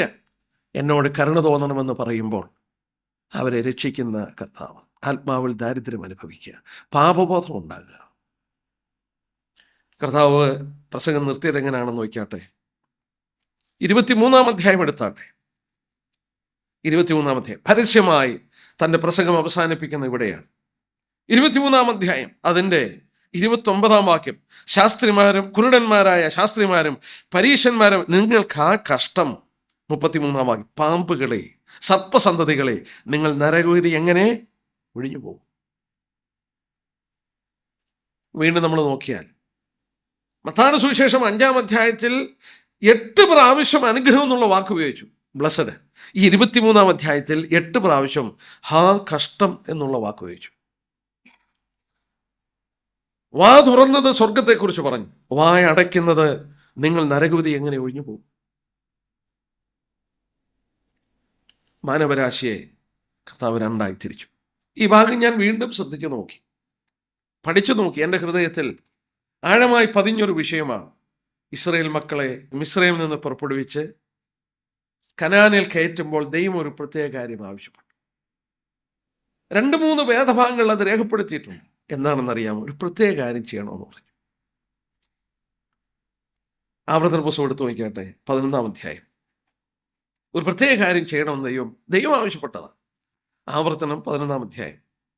ദൈവം എന്തിനാ അങ്ങനെ കൽപ്പിച്ചത്? 11-ാം അധ്യായം അവിടെ അതിൻ്റെ 26 തൊട്ട് 29 വരെയുള്ള വാക്യം, അല്ലെങ്കിൽ 32 വരെയുള്ള വാക്യം വായിക്കണം. ഇതാ ഇന്ന് ഞാൻ അനുഗ്രഹവും ശാപവും നിങ്ങളുടെ മുന്നിൽ വെച്ചിരിക്കുന്നു. 29-ാം വാക്യം, നീ കൈവശമാക്കുവാൻ ചെല്ലുന്ന ദേശത്ത് നിന്റെ ദൈവമായ യഹോവ നിന്നെ കടത്തിയ ശേഷം ഗരീസിം മലയിൽ വെച്ച് അനുഗ്രഹവും ഏബാൽ മലയിൽ ശാപവും പ്രസ്താവിക്കണം. 27-ാം അധ്യായം എടുത്താട്ടെ, ആവർത്തനം തന്നെ 27. അത് സംഭവിച്ചത് അവിടെ നിങ്ങൾ നോക്കിയാൽ കാണാം. 27-ാം അധ്യായം, 2 മല, ഏതാണ്ട് 800 അടിയേ ഉള്ളൂ 2 മലയ്ക്കും കിളരം. ഇത് തമ്മിൽ ഏതാണ്ട് 300 യാർഡേ അകലമുള്ളൂ. ഒരു പ്രത്യേക പ്രതലമാണത്. ഞാൻ ഇസ്രായേലിൽ ചെന്നപ്പോൾ ഗൈഡിനോട് ചോദിച്ചു, എവിടെ ഏബാൽ മല എന്നുള്ളത് ചോദിച്ചു കാണാൻ വേണ്ടി.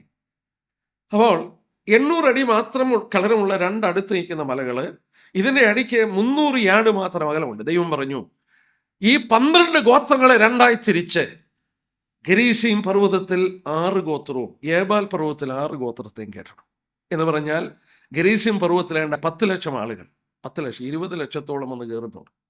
10 ലക്ഷം ആളുകൾ. ഏബാൽ പർവ്വതത്തിലും 10 ലക്ഷം ആളുകൾ. ജോഷുവയും പുരോഹിതന്മാരും പെട്ടകമെടുത്ത് നടുക്ക് നിൽക്കുകയാണ്. ദൈവം എഴുതി കൊടുത്ത പ്രമാണത്തിൽ ഇസ്രായേലിന് ശാപവും അനുഗ്രഹവും കൊടുത്തിട്ടുണ്ട്. ഗരീസീം പർവ്വതത്തിന് നേരെ തിരിഞ്ഞു, നിങ്ങൾ എന്നെ അനുസരിച്ചാൽ അനുഗ്രഹിക്കപ്പെടും, നിങ്ങൾ എന്നെ അനുസരിച്ചാൽ ശത്രുക്കൾ നിങ്ങളെ തൊടത്തില്ല. ഇങ്ങനെ ഈ അനുഗ്രഹങ്ങൾ വായിക്കുമ്പോൾ, ഓരോ അനുഗ്രഹവും വായിക്കുമ്പോഴും ഈ ഗരീസീം പർവ്വതത്തിൽ നിൽക്കുന്നവര് 10 ലക്ഷം ആളുകൾ ഒരേ വായിനാൽ ആമീൻ ആമീൻ ആമീൻ എന്ന് പറഞ്ഞുകൊണ്ടിരിക്കുക.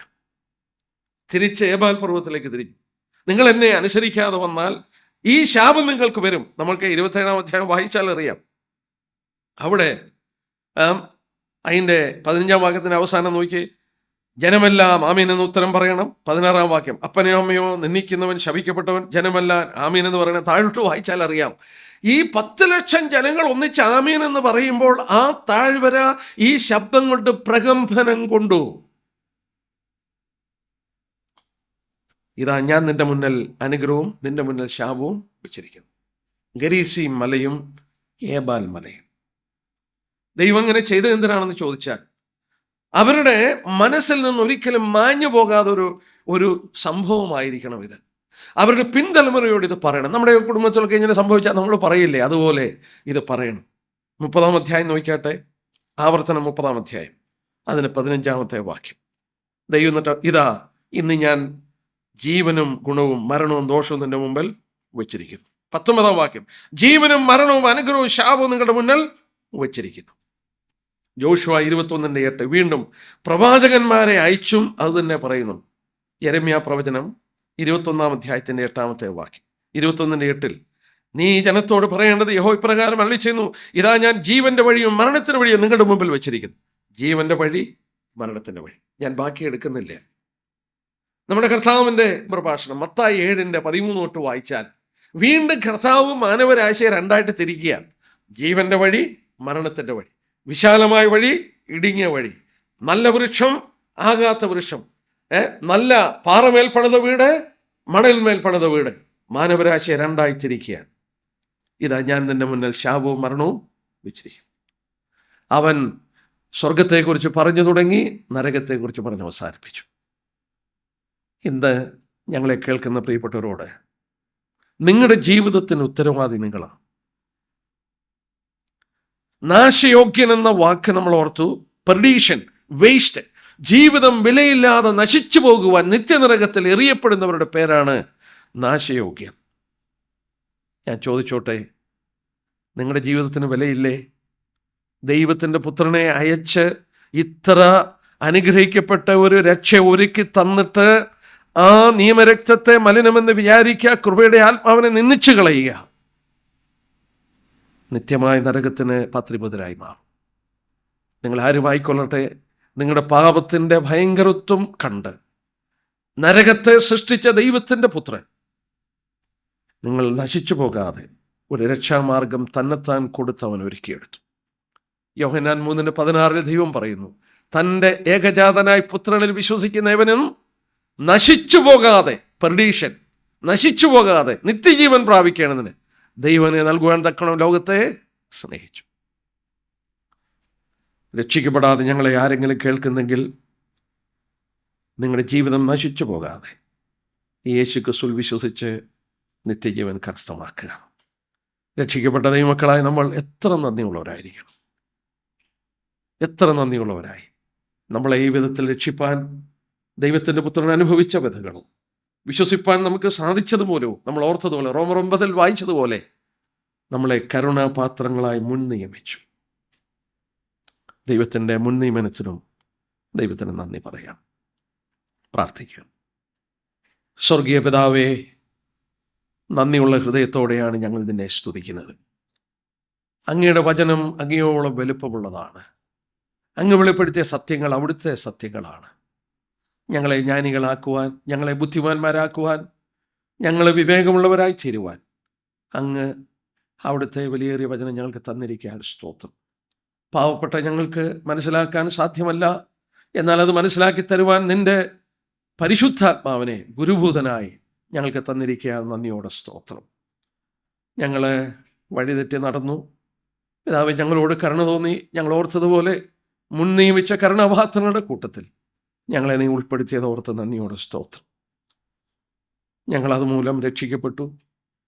നിൻ്റെ ആത്മാവിനെ ഞങ്ങളുടെ ഉള്ളിൽ തന്നതുമൂലം നിന്നെ സ്നേഹിപ്പാനും നിൻ്റെ വചനം മനസ്സിലാക്കുവാനും നിങ്ങളെ അനുവദിക്കുന്ന ഓർത്ത് സ്തോത്രം. ഞങ്ങൾ നിന്നെ സ്നേഹിക്കുന്ന കർത്താവേ, ഞങ്ങൾ നിന്നെ ആദരിക്കുന്ന കർത്താവേ, ഞങ്ങളോടുള്ള നിൻ്റെ വലിയ സ്നേഹത്തിനായി ഞങ്ങൾ നിന്നെ സ്തുതിക്കുന്നു. ഞങ്ങളെ വിടുവിച്ച വിടുതൽ ഞങ്ങൾ ഓർക്കുകയായിരുന്നു. ആ നരകത്തിൻ്റെ ഭീകരത ഞങ്ങൾ ഓർക്കുകയാണ്. അവിടുന്ന് അത് സൃഷ്ടിച്ചു. ആ ഭയാനകമായ സ്ഥലം ഞങ്ങളവിടെ പോകരുതെന്ന് അവിടുന്ന് ആഗ്രഹിച്ചു. അവിടുന്ന് തന്നെ ഞങ്ങൾ ചെയ്ത പാപത്തിൻ്റെ ശിക്ഷ അനുഭവിച്ച് ഞങ്ങൾക്ക് രക്ഷാമാർഗം ഒരുക്കി തന്നതിനാൽ സ്തോത്രം. എന്നാൽ അങ്ങനെ ആ രക്ഷ ഒരുക്കിയിട്ടും അതിനെ അവഗണിച്ച് കളഞ്ഞാൽ, അത് നിസ്സാരമെന്ന് കരുതിയാൽ, കർത്താവേ, വരുന്ന ശിക്ഷയുടെ ഭയങ്കരത്തെ ഞങ്ങൾ ഓർക്കുകയായിരുന്നു. ഞങ്ങളെ കേൾക്കുന്ന ആരും അങ്ങനെ സംഭവിക്കരുത്. കർത്താവേ, ചിലരെങ്കിലും തീയിൽ നിന്ന് വലിച്ചെടുപ്പാൻ ഞങ്ങളെ സഹായിക്കണം. ഞങ്ങൾക്ക് വേണ്ടി ഒരുക്കിയ സ്വർഗത്തിൻ്റെ ദിവസങ്ങൾ എത്ര അനുഗ്രഹിക്കപ്പെട്ടതാണ്. കർത്താവേ, നരകം എത്ര ഭയാനകമാണ്. ലോകത്തിൽ ജീവിച്ചിരുന്നവരിൽ ഏറ്റവും വലിയവനായിരുന്നു നെബൂഖദ്നേസർ രാജാവ്. അദ്ദേഹത്തിൻ്റെ മരണസമയത്ത് തിരശ്ശീല മാറ്റി അതിൻ്റെ പുറകിൽ നടന്നത് ഞങ്ങൾക്ക് കാണിച്ചു തന്നതിനാൽ നന്ദിയോടെ സ്തോത്രം. അവൻ്റെ മരണത്തിൽ, അവൻ്റെ വരവിൽ നരകം അത് എഴുന്നേറ്റതും ഞങ്ങൾ ഓർത്തതുപോലെ ജയൻസുകൾ, റാഫ, അവൻ എതിരേൽപ്പാൻ എഴുന്നേറ്റ് വന്നത് ഞങ്ങൾ ഓർക്കുന്നു. കർത്താവെ, ഞങ്ങൾക്ക് വേണ്ടി ഒരുക്കുന്ന ആ വലിയ സ്ഥലത്തെക്കുറിച്ച്, നിൻ്റെ തേജസ് നിറഞ്ഞു നിൽക്കുന്ന സ്ഥലത്തെക്കുറിച്ച്, നിന്നിൽ മാത്രം ജീവിതം അത് കേന്ദ്രീകരിച്ചിരിക്കുന്ന ജീവിതത്തെക്കുറിച്ച് ഞങ്ങളെ മനസ്സിലാക്കി തന്നതോർത്ത് നന്ദിയോടെ സ്തോത്രം. കുറവുള്ളവരും ബലഹീനരും ഒക്കെയാണ് ഞങ്ങളായിരിക്കുന്നത് ദൈവകൃപ കൊണ്ട് മാത്രമാണ്. ഞങ്ങളങ്ങയെ സ്തുതിക്കുന്നു. കർത്താവെ, ഞങ്ങൾ അവിടുത്തേക്ക് എല്ലാ മഹത്വം കരയറ്റുന്നു. ഞങ്ങളുടെ ജീവിതത്തെ ഒരിക്കൽ കൂടെ ആ കരത്തിൽ തരുന്നു. അങ്ങ് ആഗ്രഹിക്കുന്ന പോലെ ഞങ്ങളുടെ ജീവിതമായി തീരുവാൻ ഞങ്ങളെ അനുവദിക്കണം. ഇന്ന് രാത്രി ഞങ്ങളെ സഹായിച്ചു. സ്തോത്രം. അങ്ങ് ഞങ്ങൾക്ക് തന്ന അനുഗ്രഹത്തിനായി സ്തോത്രം. ഞങ്ങളെ വളരെ ക്ഷേമത്തോടെ ഞങ്ങളുടെ ഭവനത്തിൽ എത്തിക്കണം. എല്ലാ മഹത്വവും എടുക്കണം. കടന്നു വന്ന ഓരോരുത്തരെ അനുഗ്രഹിക്കണം. ആരും നഷ്ടപ്പെട്ടു പോവാതെ എല്ലാവരും ഈ കർത്താവിൻ്റെ രാജ്യത്തിൽ കാണപ്പെടുവാൻ ഇടയാക്കണം. മഹത്വം അങ്ങേക്കിരിക്കട്ടെ. ഞങ്ങളുടെ രക്ഷകനും കർത്താവുമായ യേശു ക്രിസ്തുവിൻ്റെ വിലയേറിയ നാമം